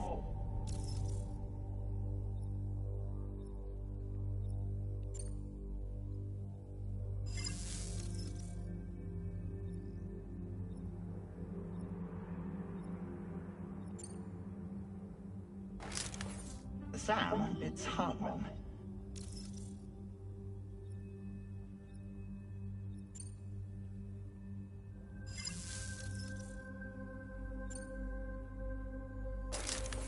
Sam, this is Die Hardman.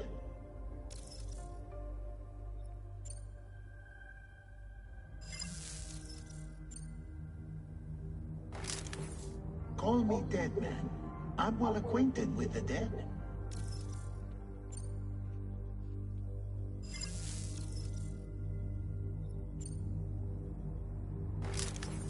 Call me Dead Man.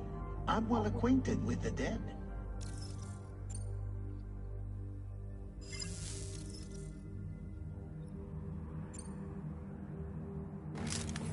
It's been a while, but not really. Mulligan, Lockno, we're the same.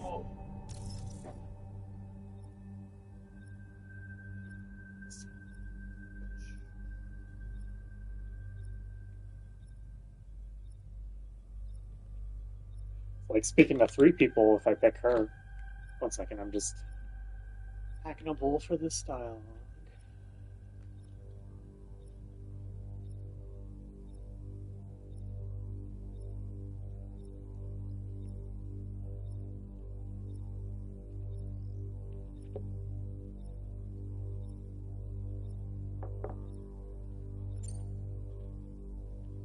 As I'm sure you are well aware, Mama's car now resides within Lockdown. Adding my persona to the two sounds confusing. No, let's avoid that.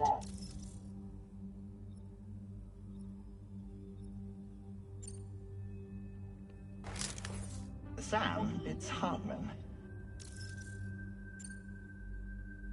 No point. The man himself will be joining you on site in Australia.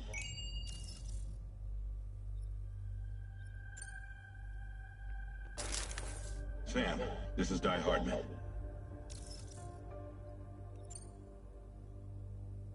All right. Pulling up his profile from the database. How about now, Sam? Feeling more at ease already, I'm sure. You tell me, old buddy, if this is a UCA sanctioned op, who knows about it? You misunderstand. Then again, there's a lot I still haven't explained to you, isn't there? I think it's time a certain someone made an appearance. I'd like you to meet the president. The new president? The guy who took over after Die Hardman? Not precisely. The UCA doesn't have a presidential system anymore. Die Hardman was the first and only president, making it one of the shortest-lived single executive administrations in history. One can only guess what he felt about it. Previously, the president was subject to the will of the people via a popular vote every 4 years. APAS, however, is far more efficient. It can ascertain public opinion in real time and thereby determine the appropriate course of action. This led to the adoption of a new model. President guy? You just told me he isn't really the president. He is not the president of the UCA. Rather, he serves as the president of APAC. APAC is a privately owned corporation responsible for the operation and oversight of APAS, a service provider to which we may delegate day-to-day governance.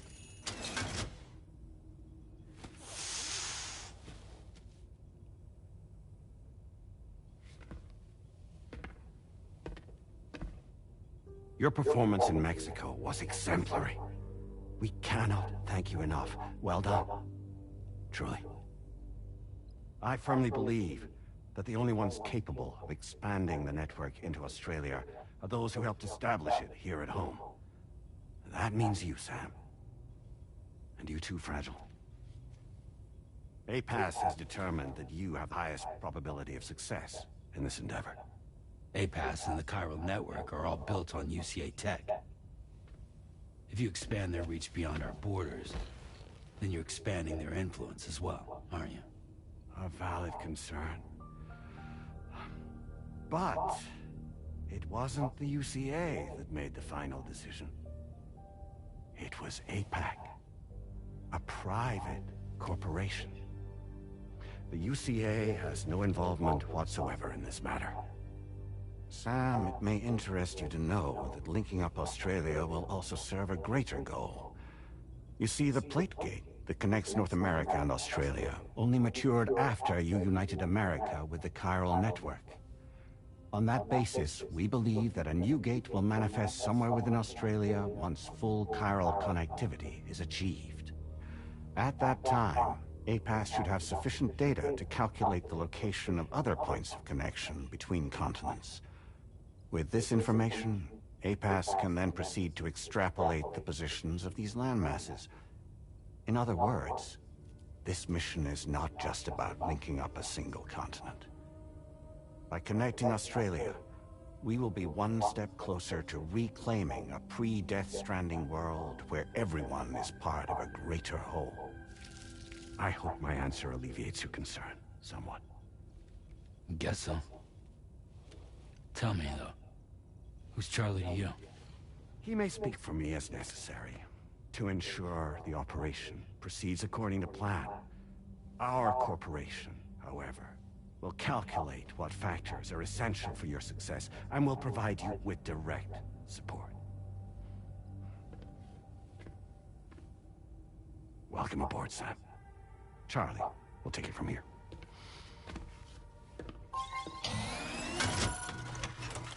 It will be your job to travel the continent and connect the people, Sam. But know that everyone on this ship is ready and eager to back you up. You won't be on your own this time. So, you're gonna do it?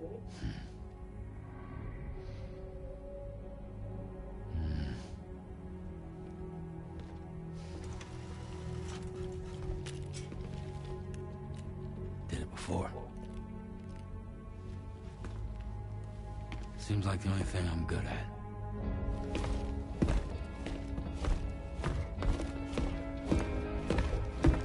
Just get lost in something, I guess.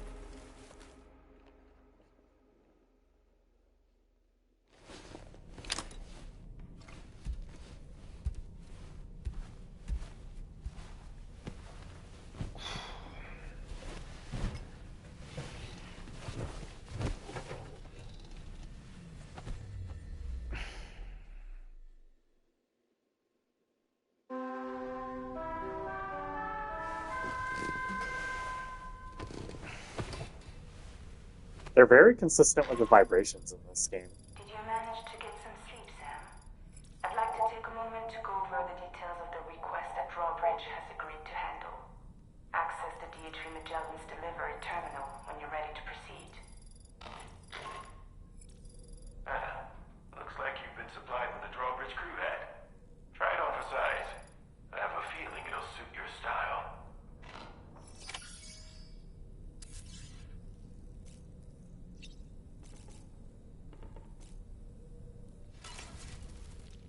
We can discuss anything you like here, Sam. It's a private room, after all. So if you ever want to sit down and talk, I'd be happy to share my thoughts on a variety of topics, along with any discoveries I happen to make. And who knows, some of it may even be of use to you as you work to connect all of Australia to the chiral network. You know, it looks as though you've been issued a few different hats, Sam. Why not experiment and switch up your headgear to suit your mood? You can also change the outfit I'm wearing if you like. I shall put my faith in your impeccable sense of fashion.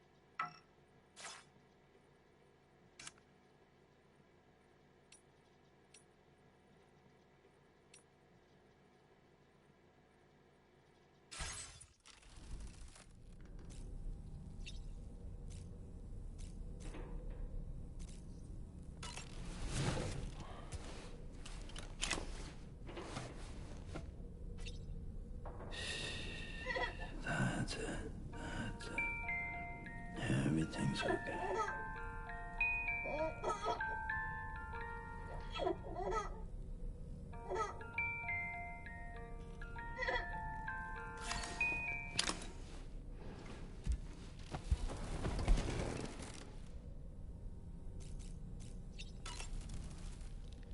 Out of curiosity, Sam, did you notice that the mirror above your sink displays images of the outside world?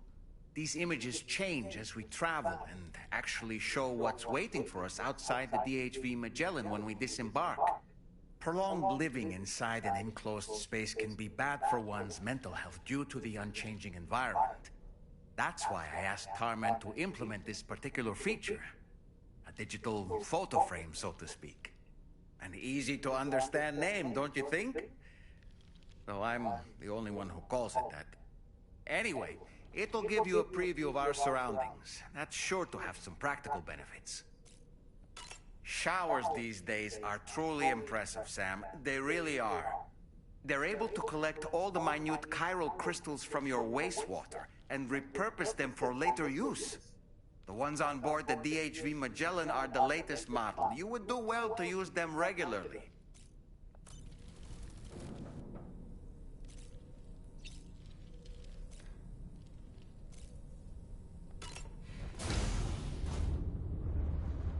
Hi, Sam.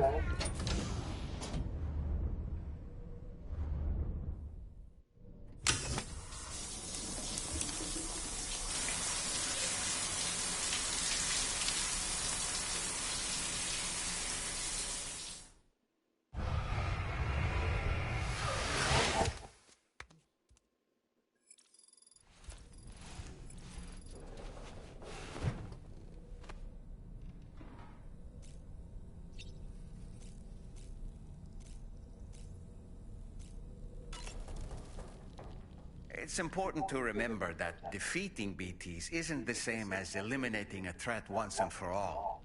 These entities are simply being driven back to the world of the dead for the time being. Woo-hoo-hoo! Looking clean as a whistle! I hope it's not too much to ask that you continue to take me with you into the field. I know a thing or two about BTs and the dead, after all. Some of it might come in handy. An advance expedition sent by APAC came to the Australian continent ahead of us. They constructed various facilities and laid the groundwork for chiral network expansion. Meaning that all you need to do is travel to these facilities and connect your Cupid to put them on the grid. We aren't the only members of Drawbridge, so you know. We have associates who've already established themselves on the ground. I expect you'll run into them from time to time. I don't really have anything else to say right now.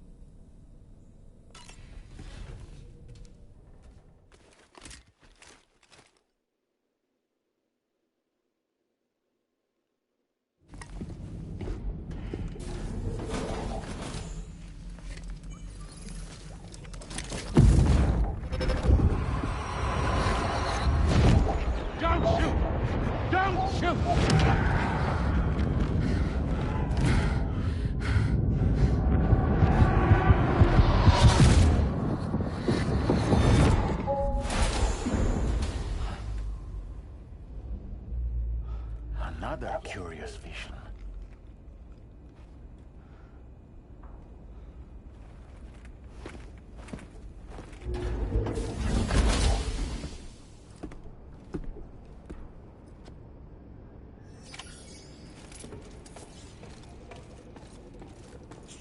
Dude, these cutscenes, that's just him emoting there. It's just him transplanted into the game. All right, Sam. Let me give you a rundown of your new job. The big one. It's the same deal as America. The people here are isolated. The cities are cut off from one another. And so, to bring all of Australia into the chiral network, we want you to cross the continent and link up key locations using your Cupid.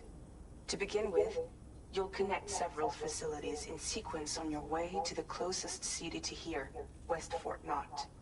Charlie will brief you on the order that will take you to the first facility. Your first destination is home to what they're calling the government.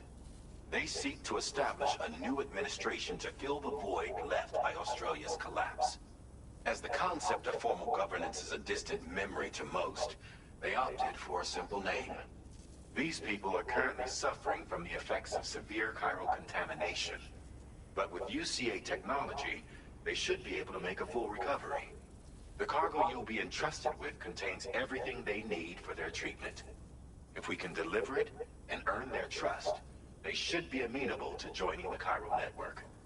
Needless to say, it's their business to know the current lay of the land, and we would benefit from their support. We're already seeing anomalous chiralian readings throughout Australia. There's even a BT area not far from where we are now. A BB pod should allow you to use your Ultradeck to ascertain the location of BTs, but it's unclear if that pod will function correctly at this time. Proceed with the utmost caution. Charlie may be our patron, but he likes to get his hands dirty whenever he can. He's been an excellent advisor to us as well. I say this to assure you that any instructions Charlie gives have been discussed with and approved by me. All right, let's get to it. Review the details of the main order on the delivery terminal.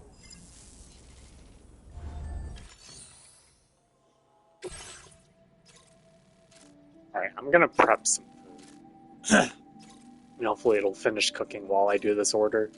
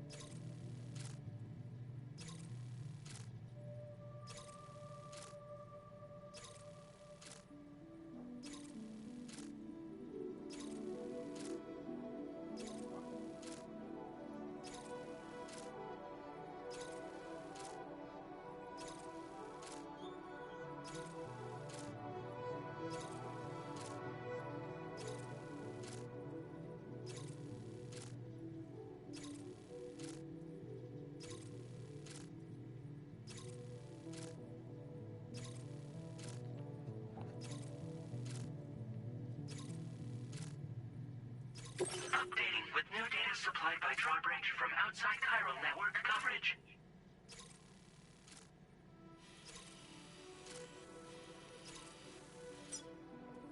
Commencing route creation.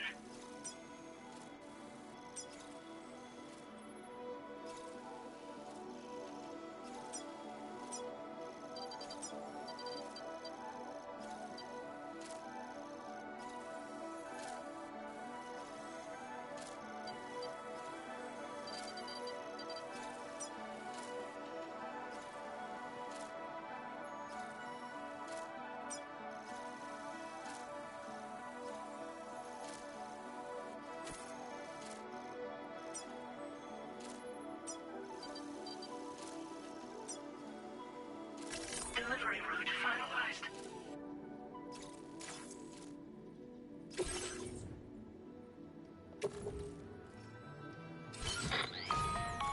Sam, this is Charlie. APAS has been analyzing your actions so far, and it seems it's added some new upgrades tailored to your preferred way of working.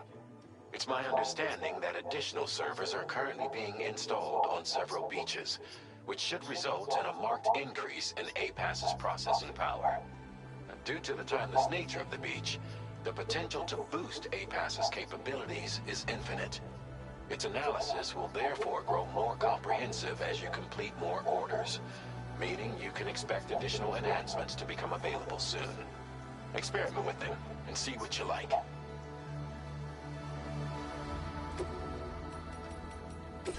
A-Pass enhancements are now available.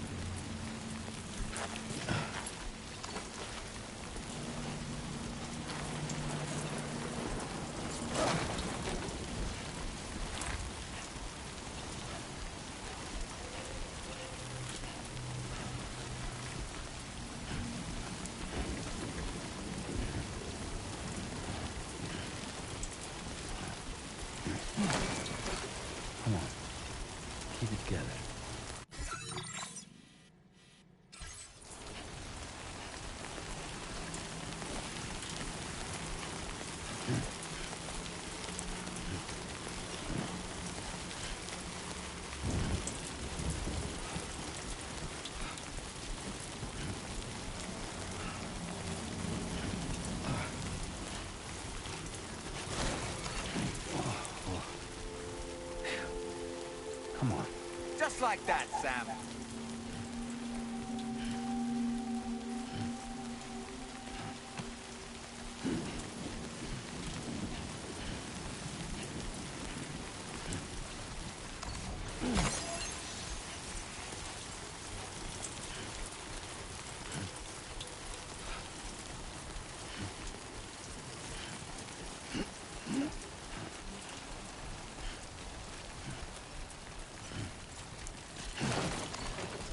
Whoa.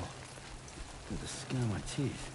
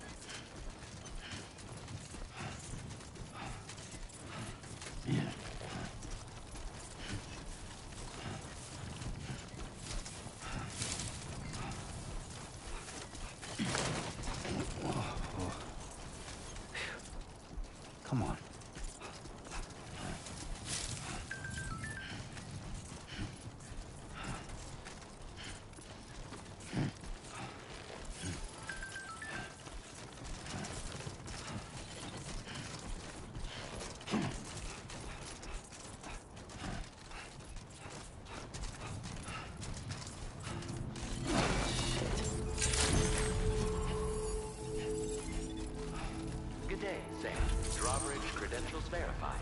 Welcome, Sam. Security measures lifted. Weapons detected. Be advised that usage is restricted inside facility grounds. Access the delivery terminal to process your orders and requests.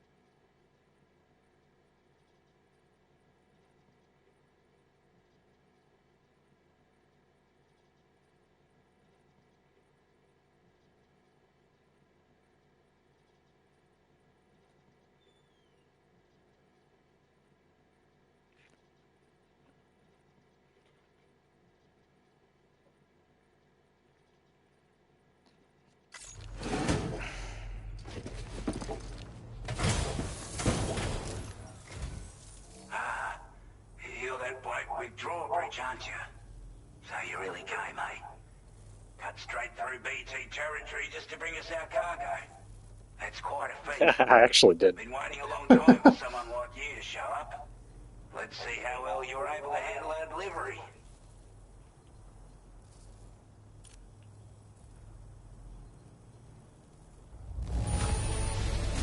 You're really something, aren't you? Bet the cargo would say the same if it could.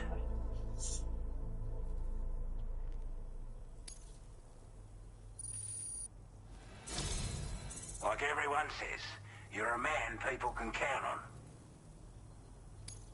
Already put that decontamination unit to good use. The chiralium levels had really gotten out of hand, so you couldn't have come at a better time. Thanks. Anyway, go ahead and connect us with that Cupid or whatever it is.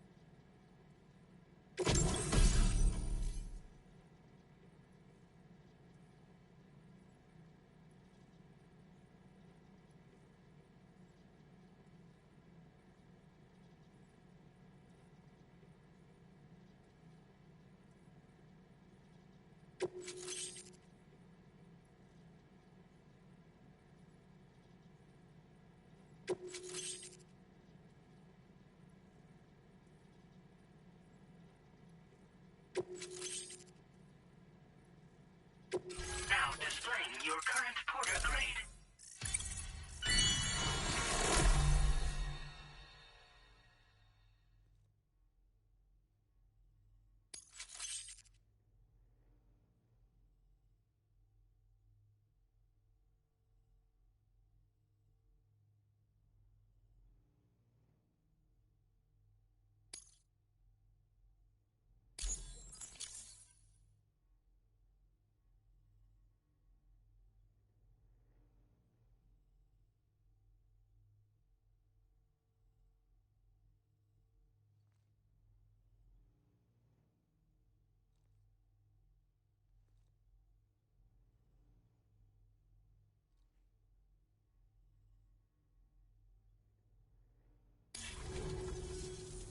Chiral communications transmission. With this network at our disposal, we might be able to make our dream a reality. We want to build a world where even the weakest among us have a chance. A world where people come together to stand against those who embrace violence. Ever since the Death Stranding, this continent has been afflicted by terrible environmental changes. It was bad enough, but out of nowhere, the anomalies became a hell of a lot more dramatic. Skyrocketing levels of chiral contamination, those bloody watcher things coming out of the woodwork. Didn't realise it at the time, but the escalation of all this insanity coincided with the UCA's connection to the network and the appearance of the Plague Gate. The chiral network is causing instability beyond the reach of its coverage, which means the only way to fix it is to link up all of Australia. At least, that's what we here believe. To support your efforts, we've shared the data we have about the continent with your people, information about the brigands and so on. Use it to the best of your ability. We're not doing any better than the UCA or Mexico, I'm afraid. Only difference is the presence of armed belligerents we call brigands, as well as a new type of BT we've been seeing all over lately. The brigands have been trying to bring us to heel and are a right pain in the ass. They've got an irrational enmity for new tech like the chiral network, you see. We've also been seeing major earthquakes all over the continent, as well as devastating floods due to heavy timefall. You can have your work cut out for you while you're down under, that's for sure.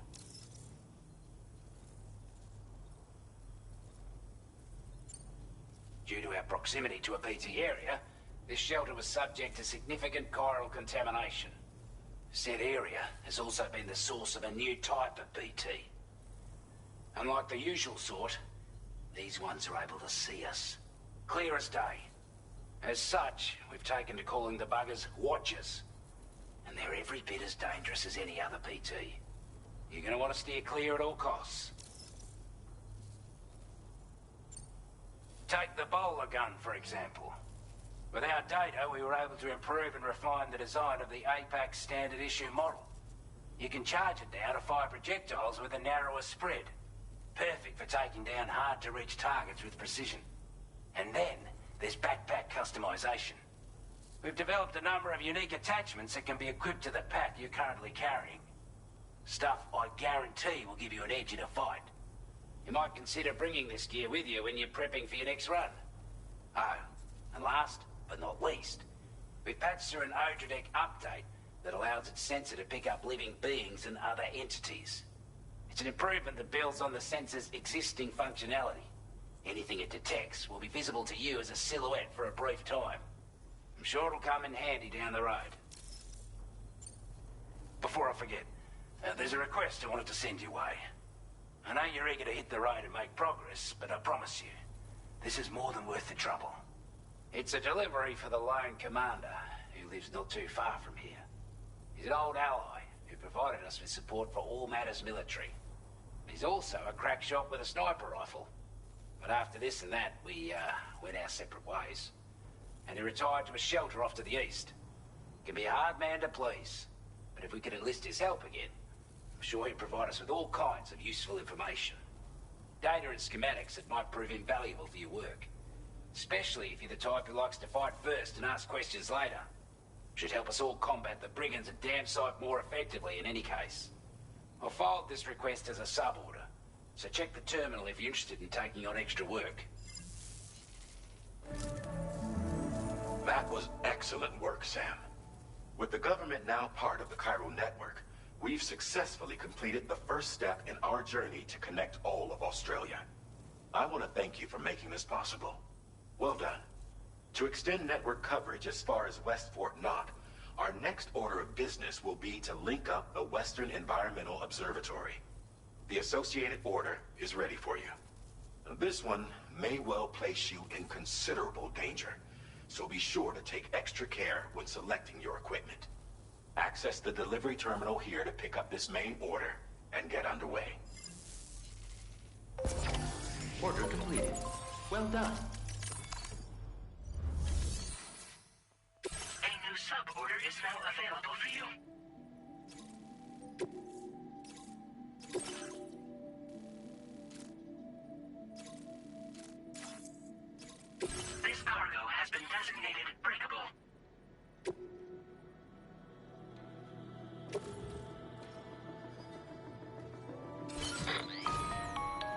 Sam.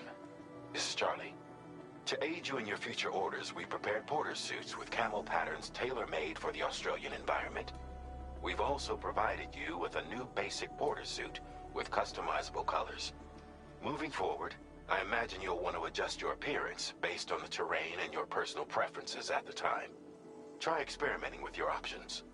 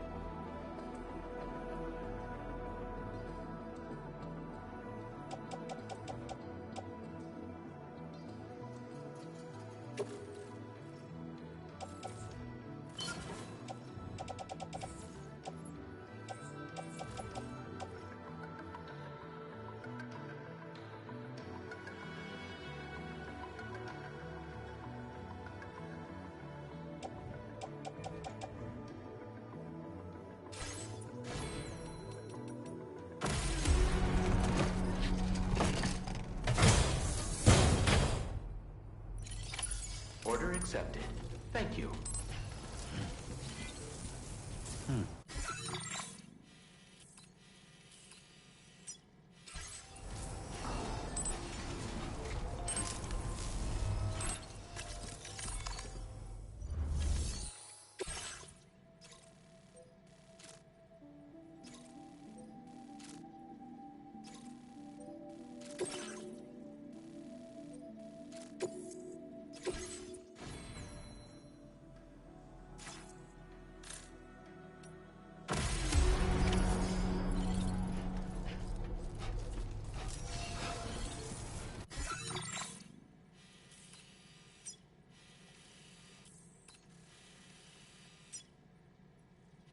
Commencing route creation.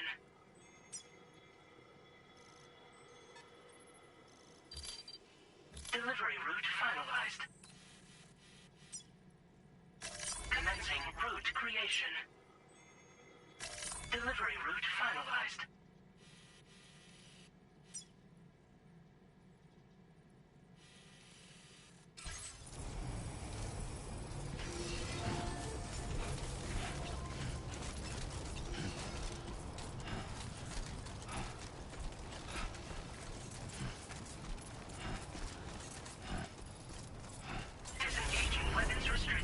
Take care, Sam. Sam, I can perform reconnaissance for you if you like. After all, there's no telling what might be waiting for us ahead.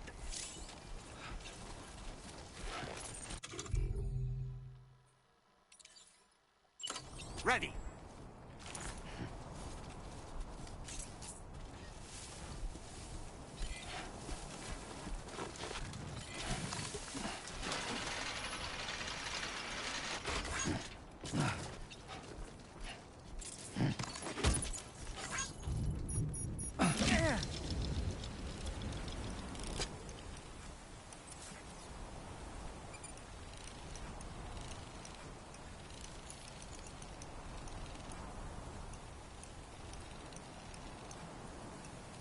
How'd I do, Sam?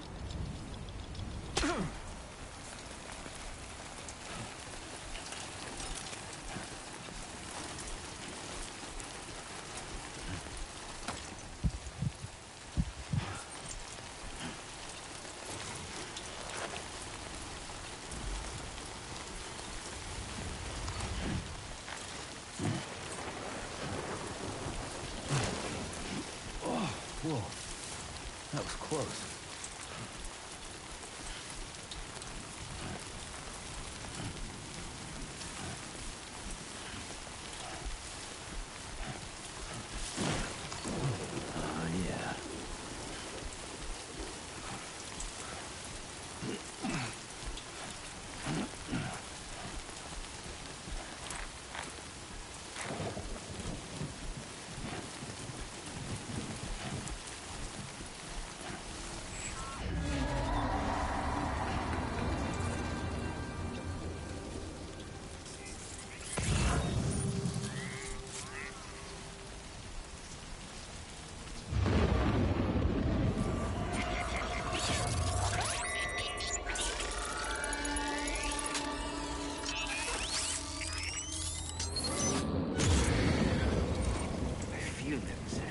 They're very close now.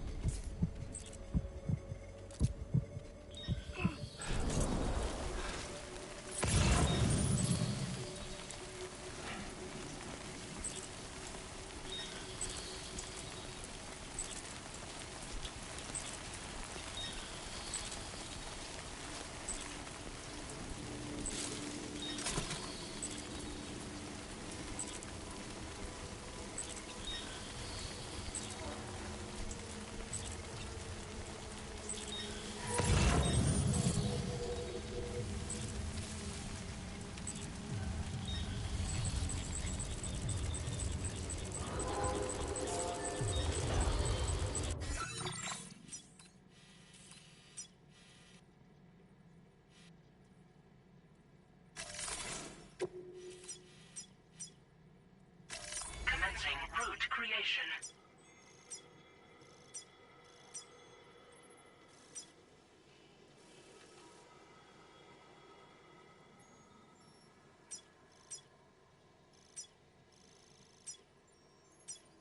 Delivery route.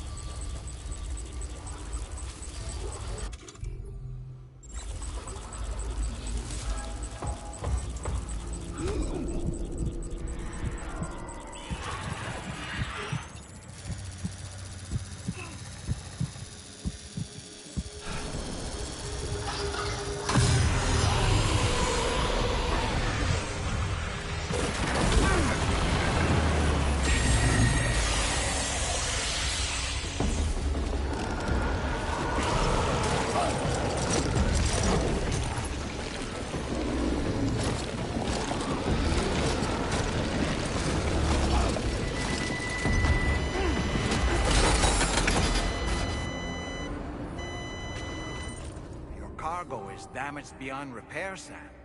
No choice but to give up on it.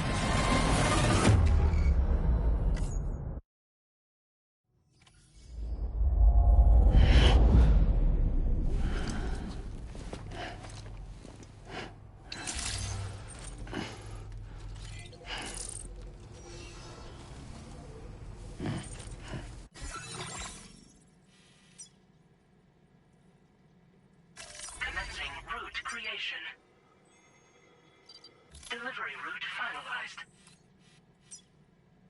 Commencing route creation. Delivery route.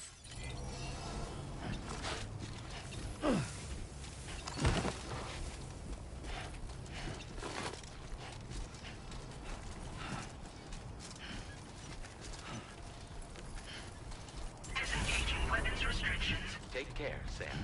I didn't even get a chance to fight back. I can perform reconnaissance for you if you like. After all, there's no telling what might be waiting for us ahead. It's okay.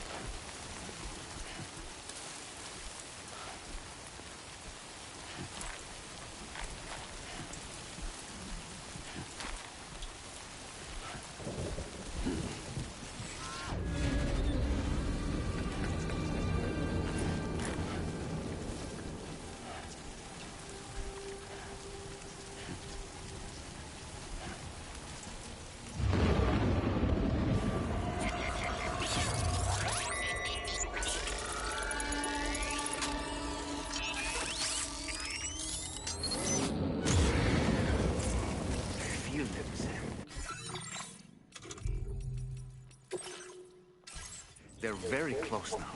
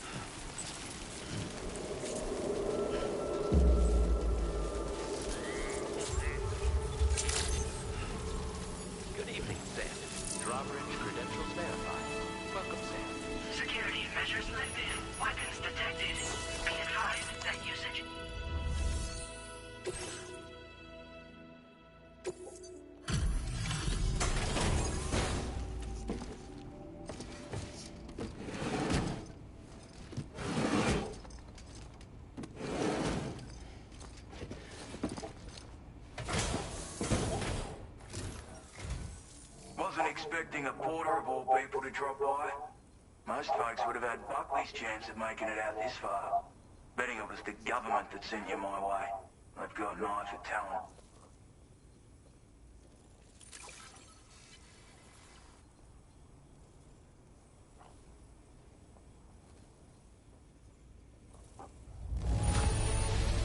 That's a bang-up job you did.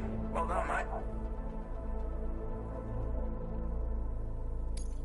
Of all the things I never expected to receive, you bloody ripper.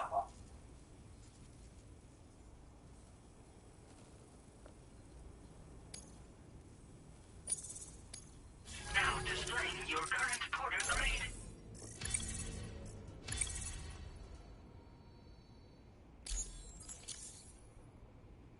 I appreciate what you've done for me, really. But I'm afraid I can't agree to becoming a part of this chiral network of yours. To be frank, I don't trust you drawbridge people yet. There's also no end to the dangers in these parts. And if you haven't got what it takes to face them, you'll die like all the rest. Complete my latest order, though, and I might be persuaded to reconsider. If it strikes you as an unreasonable request, you may as well go home now. There's no shame in recognizing when you're out of your depth. You gotta know what you can and can't handle if you want to survive out here. All of which is to say you shouldn't go off half-cocked and throw your life away. Are we clear?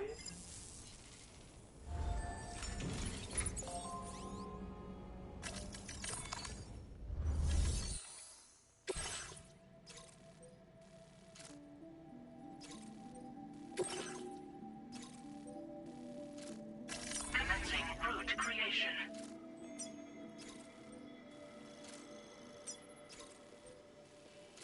Delivery route finalized.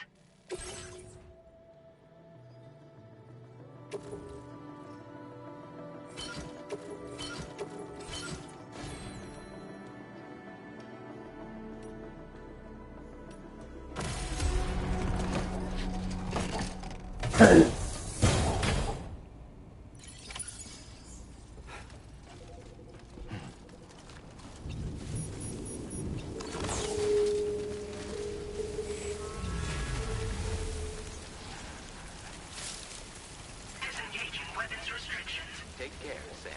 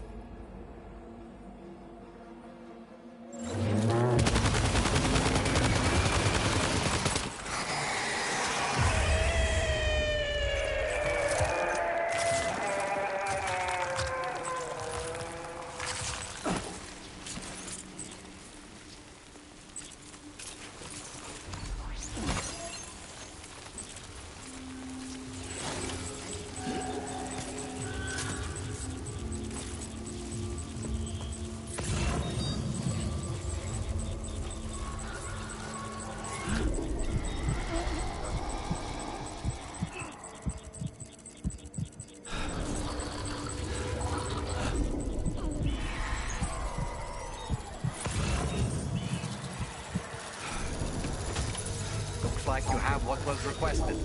All that remains now is to drop it off.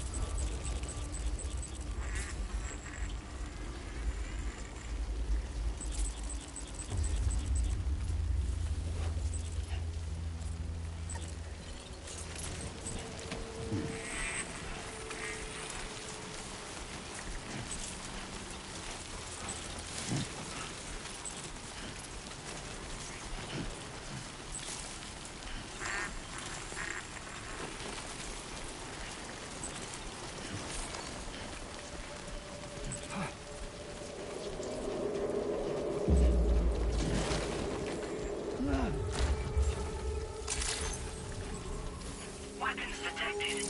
Be advised that usage is restricted inside facility grounds. Access the delivery terminal to process your orders and requests.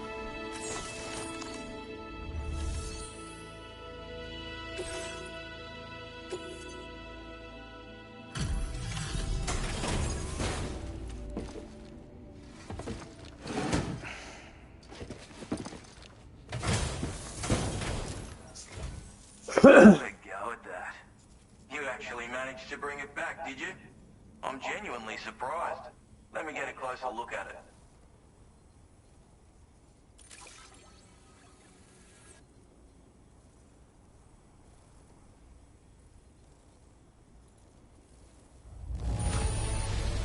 That is one flawless looking delivery. Bring on the next.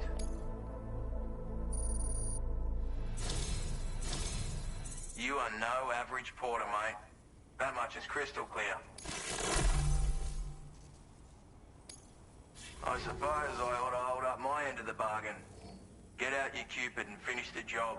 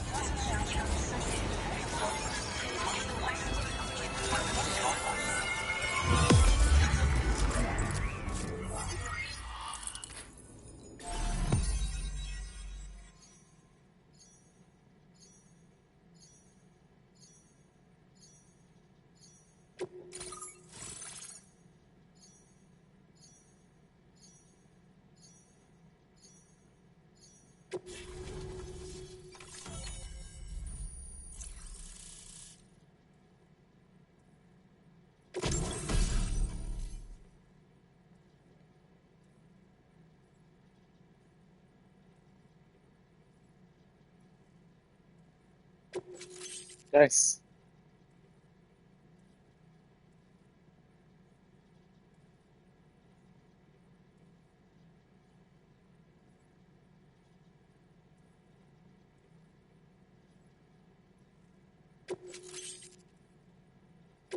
Now displaying your current porter grade.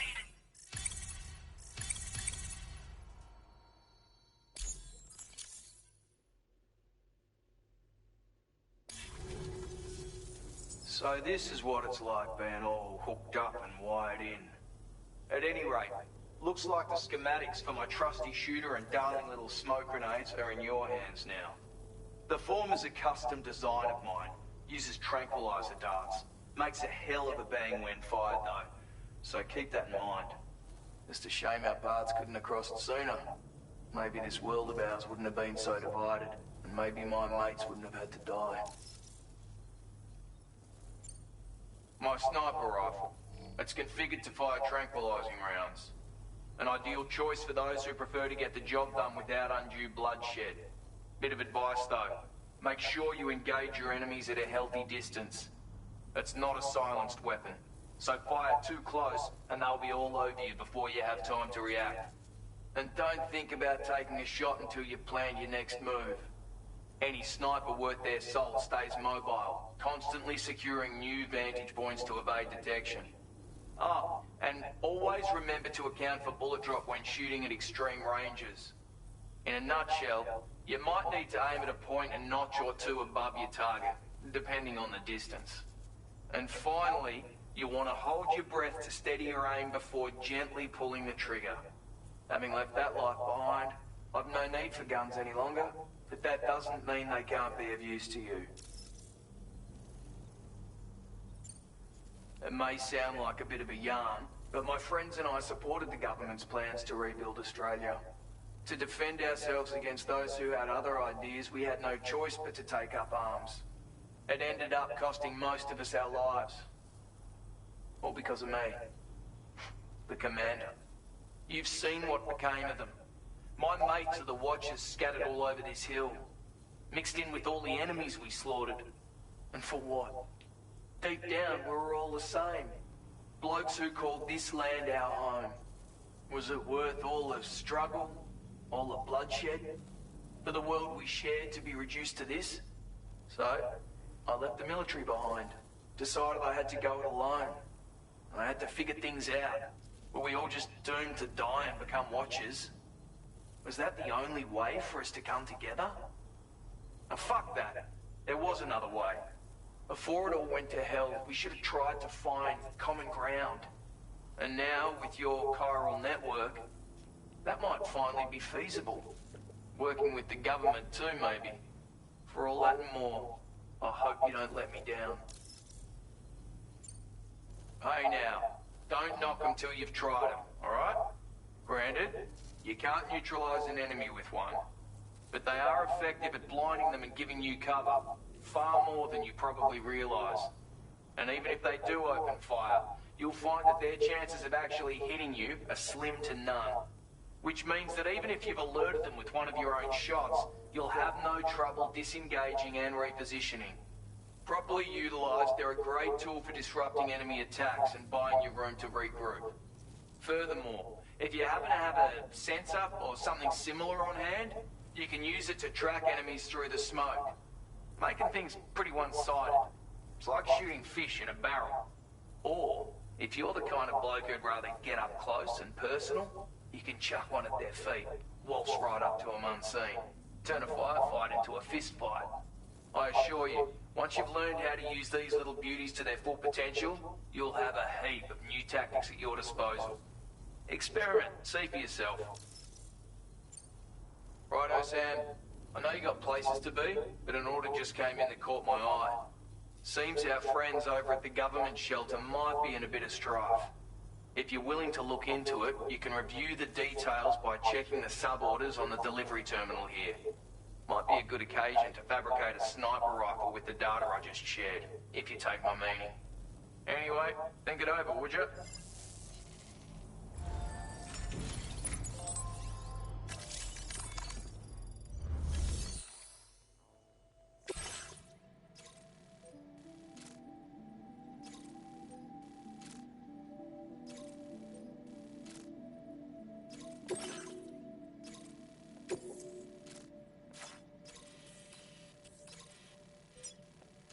Commencing route creation.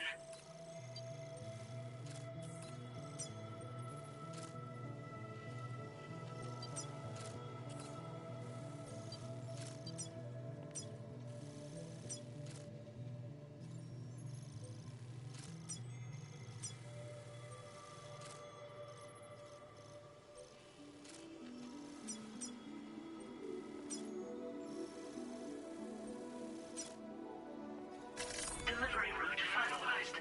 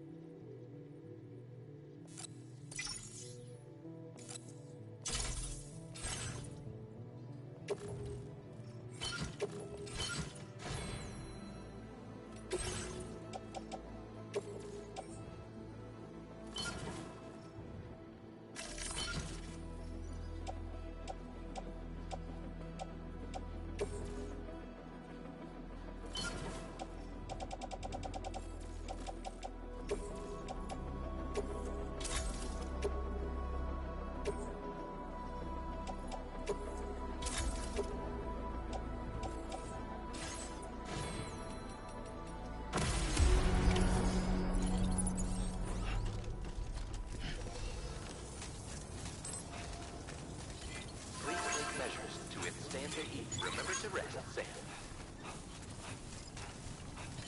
Please take care.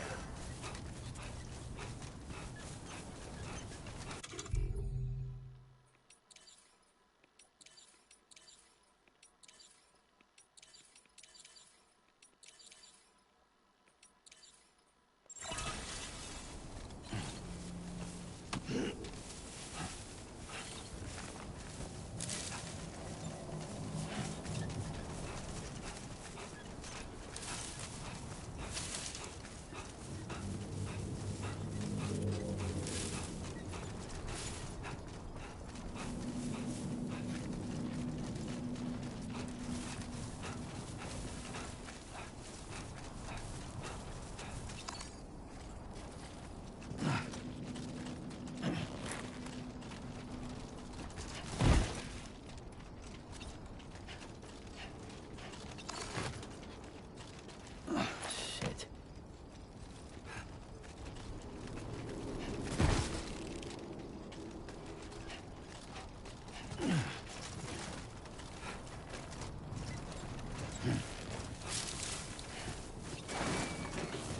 Whoa. With the skin of my teeth. It's a close one.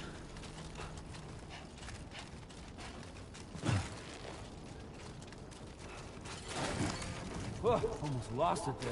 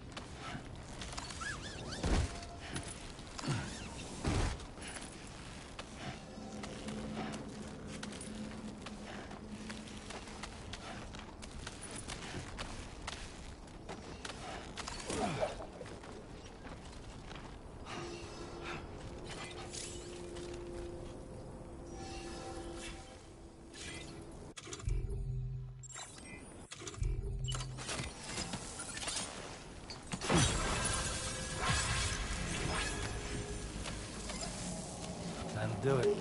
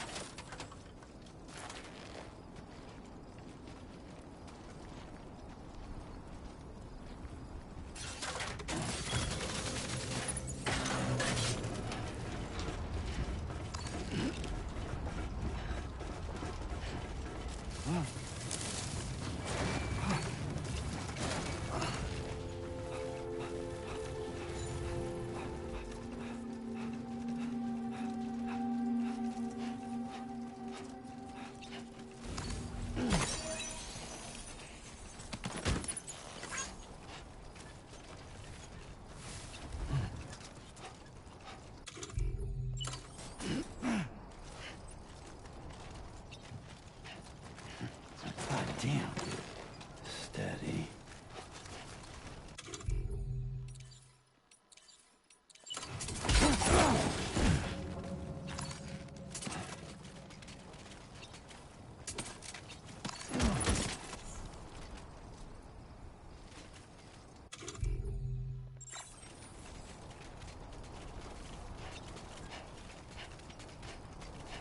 Definitely not alone.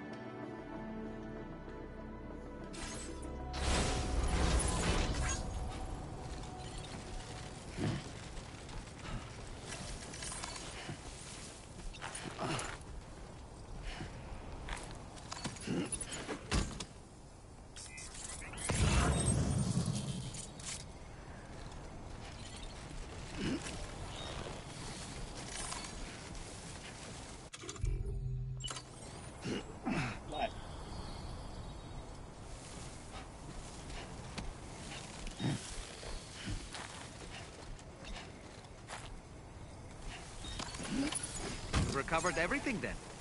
Great. Let's get it delivered.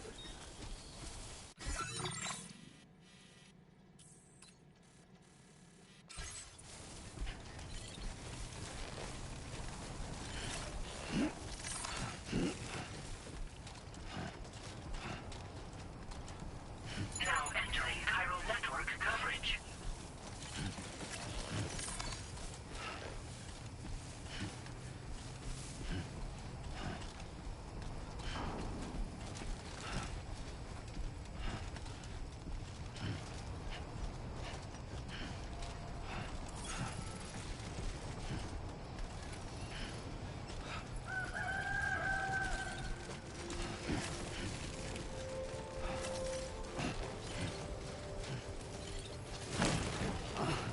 Nice. Just like that, Sam.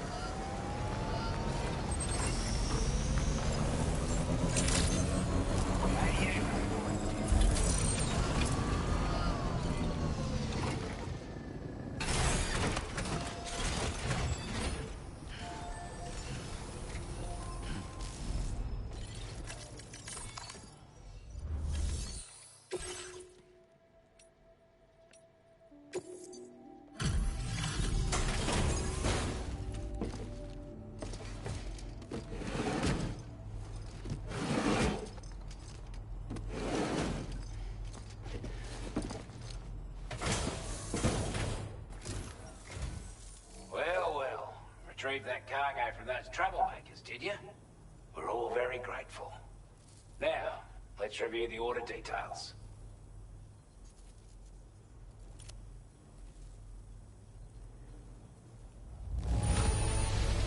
This cargo, I wasn't expecting you to make this delivery as well. Thanks, mate.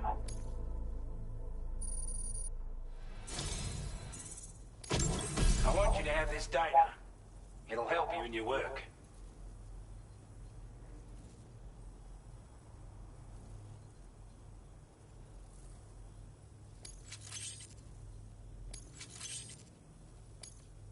We've designated more materials for your use.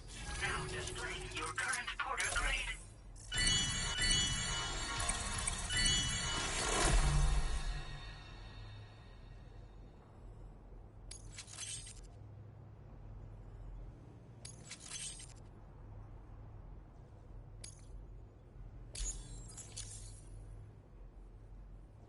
Got our hands on those bastards' gear now, and it's all thanks to you. With this tech, we should have no trouble whatsoever monitoring and tracking their movements from here. Also, something tells me you've earned the Lone Commander's respect. Call it a hunch, giving you more imposing aura. I reckon the Golden Fist and the Island Inventor will be keen to meet with you. You're damn right I do. His skills as a soldier and leader were second to none. A marksman like you wouldn't believe. And not just with a rifle either. He once captured an enemy outpost with nothing but his custom handgun for company. If you can find a way to gain his trust, I'm sure he'll have something of value to teach you. But the poor bloke still holds himself responsible for the death of his comrades. Wrongly, in my opinion. The way I see it, if he couldn't save them, then no one could. He's a combat specialist who used to be stationed at Cape Fort Knot, which was a settlement located to the north of West Fort Knot. Anyway, he was a champion boxer, so he excels at close-range engagements, as one would expect. One time, when he heard a group of trigger-happy arseholes were getting ready to attack Cape Fort Knot, he went out alone and took the lot of them down with his bare hands. I'm honestly not sure how he's getting on these days, but if you could bring him into the chiral network, you would gain the support of a powerful ally. Strange sort of fella, if I'm being honest. He set up shop on an island he never leaves so he could devote himself to his research. If you head north from here, past West Fort Knot, you'll come across a lonely island just off the coast. As for this, research, I've only met him once myself, and I couldn't make head nor tail of whatever the hell it was he was trying to build. But perhaps you'll have better luck than me if you decide to pay him a visit. This is a chiral anti-gravity device that can be attached to your backpack. Slap it on and your cargo will feel significantly lighter. And the more of them you use, the more noticeable the effect becomes. Any porter ought to appreciate a piece of kit like this. I'm sure you'll be a big fan. Order completed. Well done.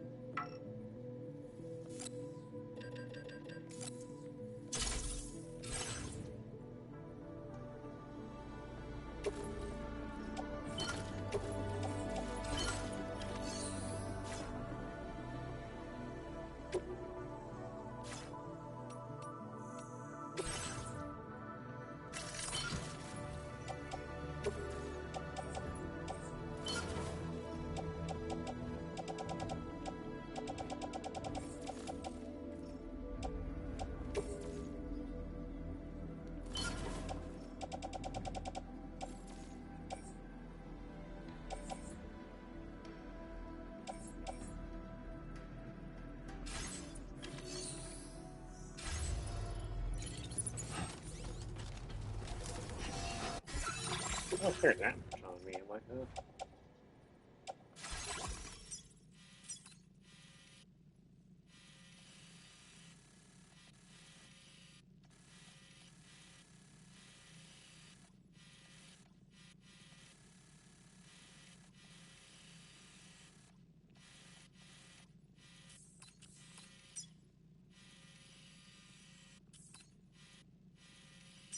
where am I? Okay.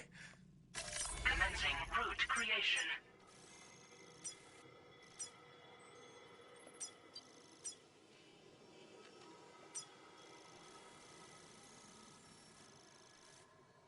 I mean, I could snipe, but I think I might just do up front.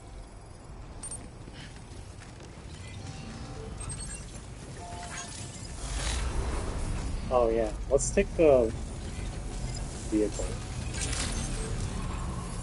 Need a big help.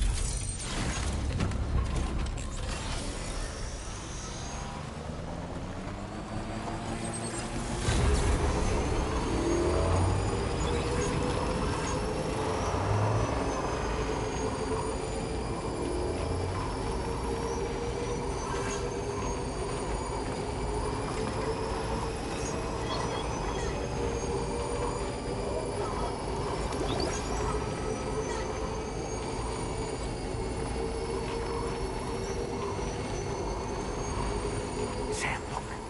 There are wild animals nearby. Such creatures are rare and precious. Friends to be protected.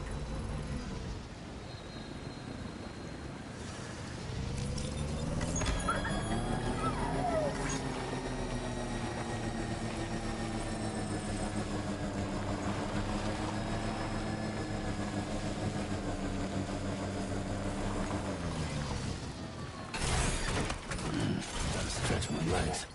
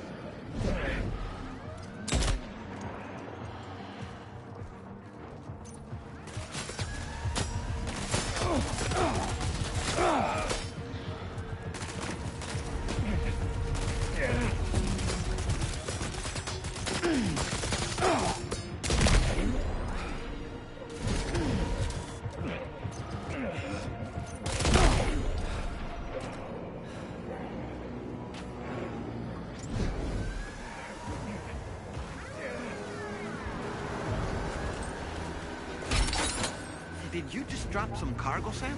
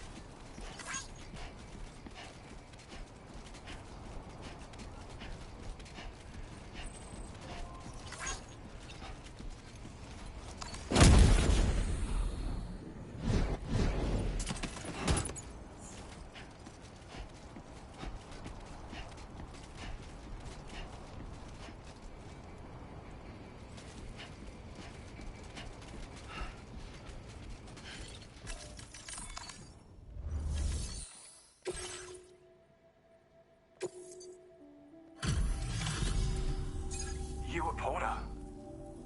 Those brigands, are they all gone? Wow, this is a relief. I was beginning to think I was done for. Give me a moment to confirm the order details.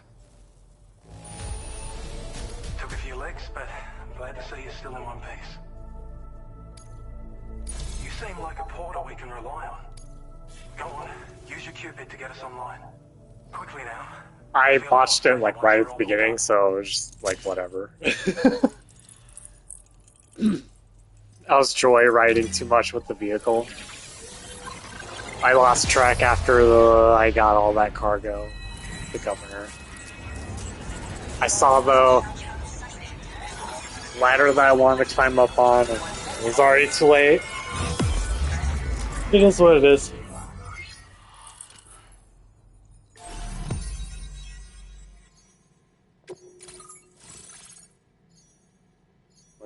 We might be in Australia for a while. I'm not sure. It does seem like, yeah.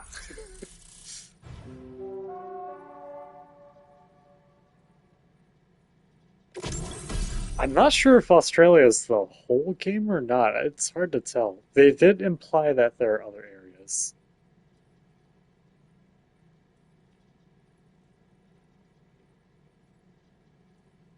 Oh, okay. So it does everything. I would rather just have an all-around skeleton.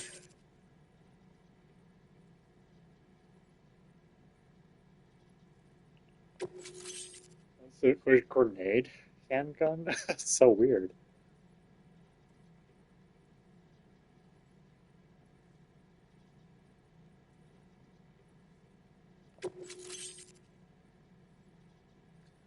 I'm not seeing a lot of lethal options, though.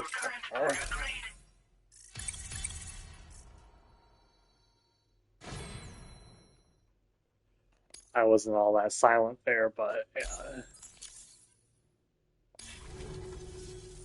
Online at long last.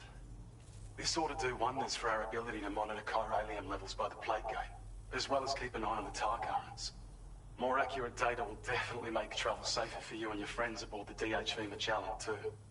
Ever since the plate gate appeared, we've been seeing increasingly dramatic anomalies all throughout the Australian continent.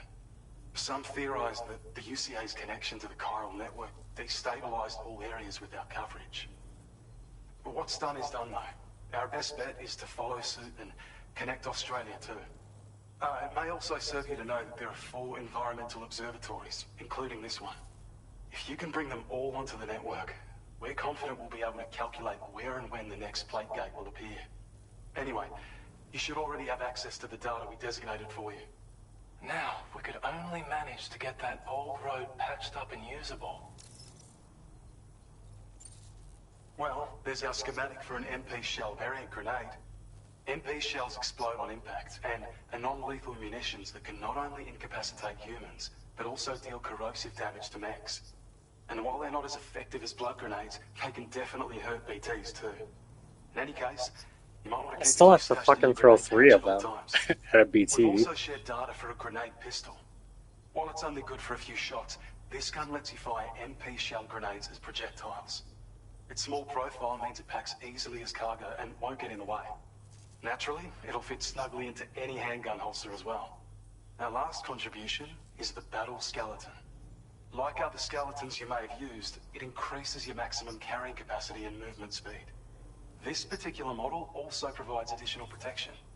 However, when you boost it to move faster, or whenever you benefit from its damage reduction capabilities, it'll consume battery power, so make sure you have enough to spare. If you find yourself running low while on the road, you'll need to use a generator, or borrow a private room somewhere to recharge. You ought to take one out for a spin. It once ran through this region. Saw quite a lot of traffic from what I hear. If you scrounged up enough materials to keep the autopaver fed, you could make it just like it was back in the old days. But it's not like we have everything you need just lying around. Restoring roads is a massive undertaking, to put it mildly. Having said all that, east of this facility, you'll find the Smoke Hill mine. Get them operational and processing ores again, and you should have no trouble securing the requisite materials. I've posted a sub-order for this task, so take it on if you're interested. We can't thank you enough, Sam. Before you go, you've been getting a lot of praise for all your hard work. And in recognition of this, it seems you've been officially cleared to take on standard orders. Between the harsh conditions and the violent outbursts... Oh, I think I'm fine. I'll do sub-orders though in this game. But there's no shortage of people who need help. So I encourage you to take a look if you're interested. I'm good. You can review the available requests by bringing up the list via your ringtone. If I'm still obsessed in the post-game. We need someone to restore the mine. Bet you could benefit from having it operational as well. Anyway, thanks again for going above and beyond. Best wishes and safe travels to you, my friend. That's some good work, Sam. The DHV Magellan's parked not too far from your position. You'll be able to pick up your next order on the ship. But before that, you should head back to your room and rest up. I imagine you're both pretty tired. You and Dolman. I am tired in real life. Order completed. Well done.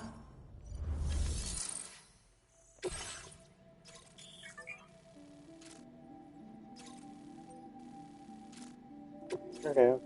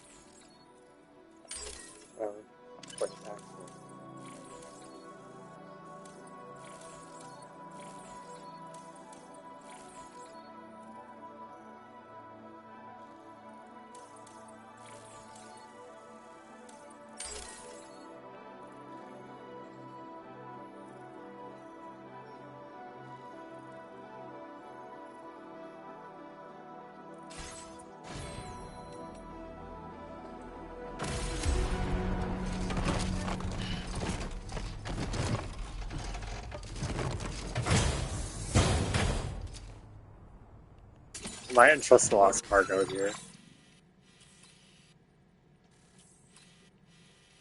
The government space is kind of far. We have a bunch of shit now.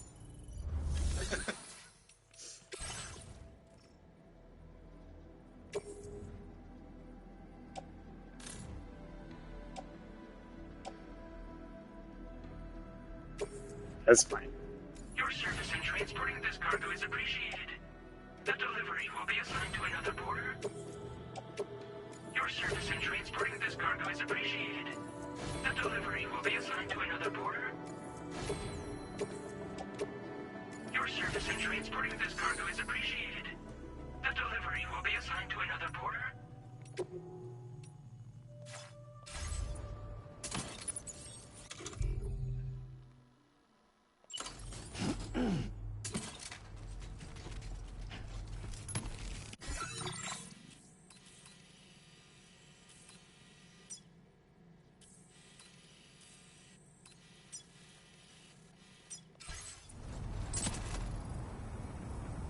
Yeah, I'm going.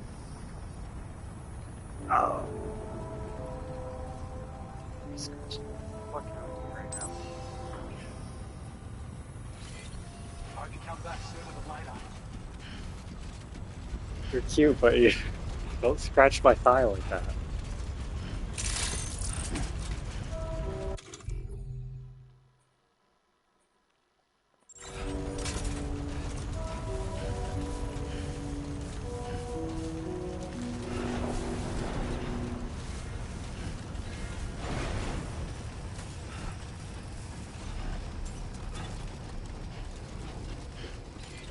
Take care of yourself, Sam.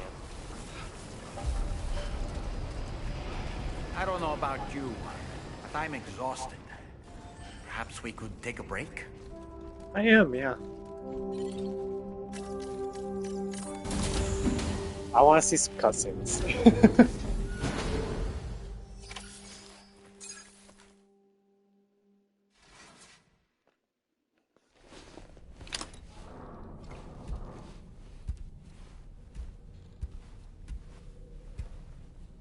Yeah, the gameplay loop of Death Stranding is so weird. It's like, when you explain it to someone, it seems unappealing, but I'm actually, like, kind of enjoying myself. It helps that the combat and stealth are better, even though I keep fucking it up.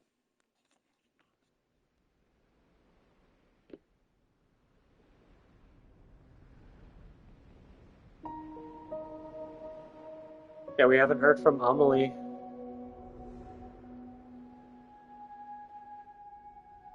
Bridget Strand, whoever you want to call it.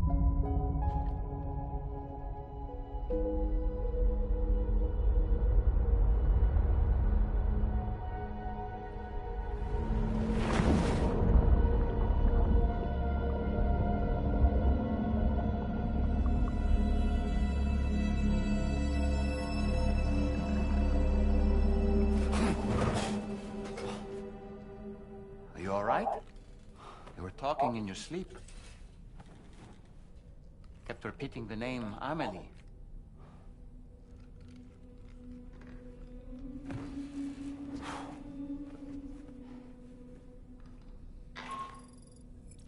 Sam, Tarman here. I'd like to brief you on this next order of yours. Once you're ready to head out, access the delivery terminal on the DHV Magellan to proceed.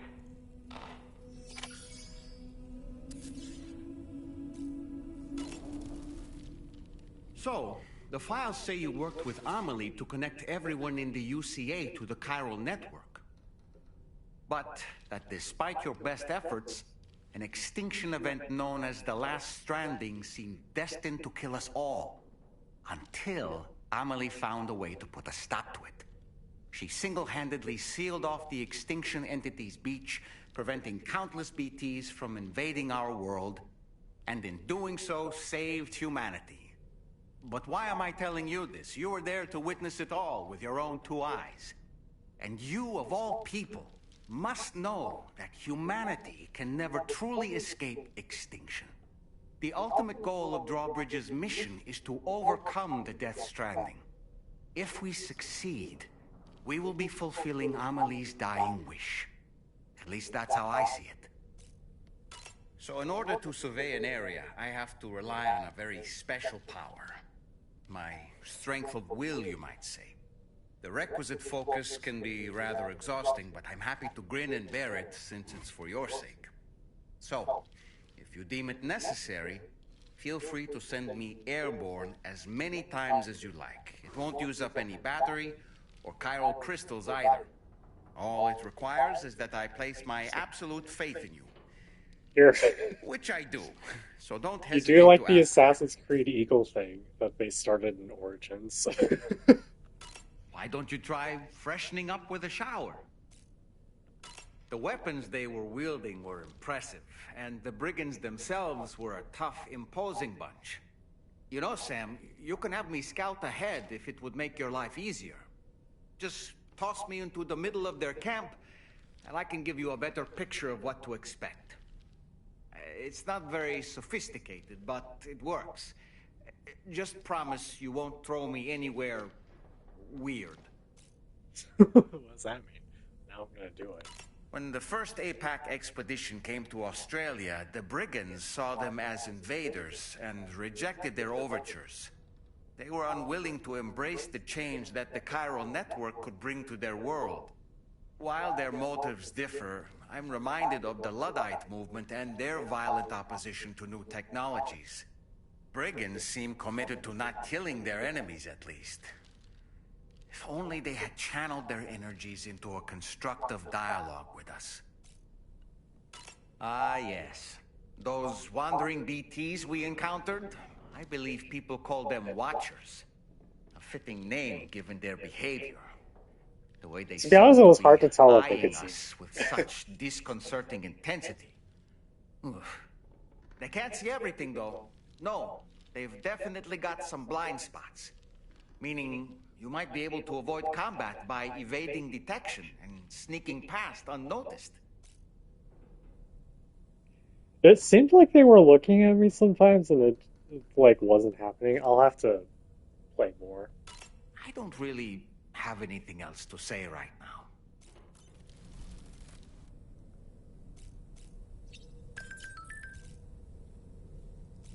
now. Can't be bothered to check the SSS right now.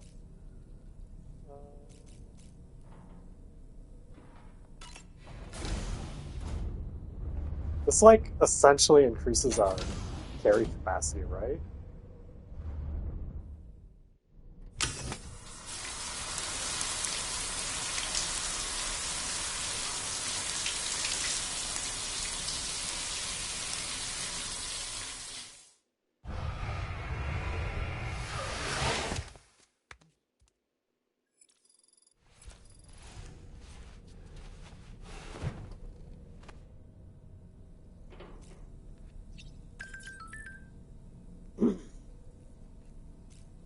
Dollman still has something to say? You said you had nothing to say.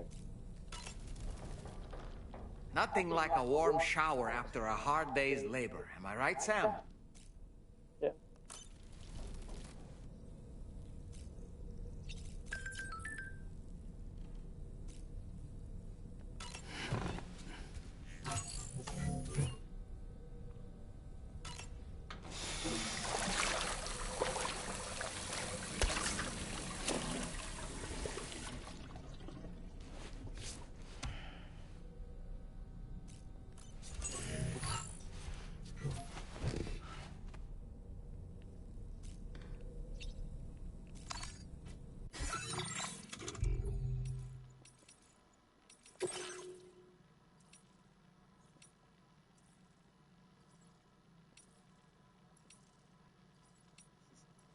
Yeah, I'm like not even gonna bother checking the VR stuff.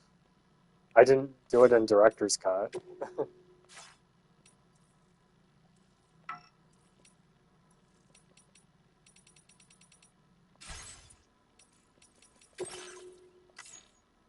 I guess it's not updating that crazy. We still saw some fragile and loose stuff from episode 1.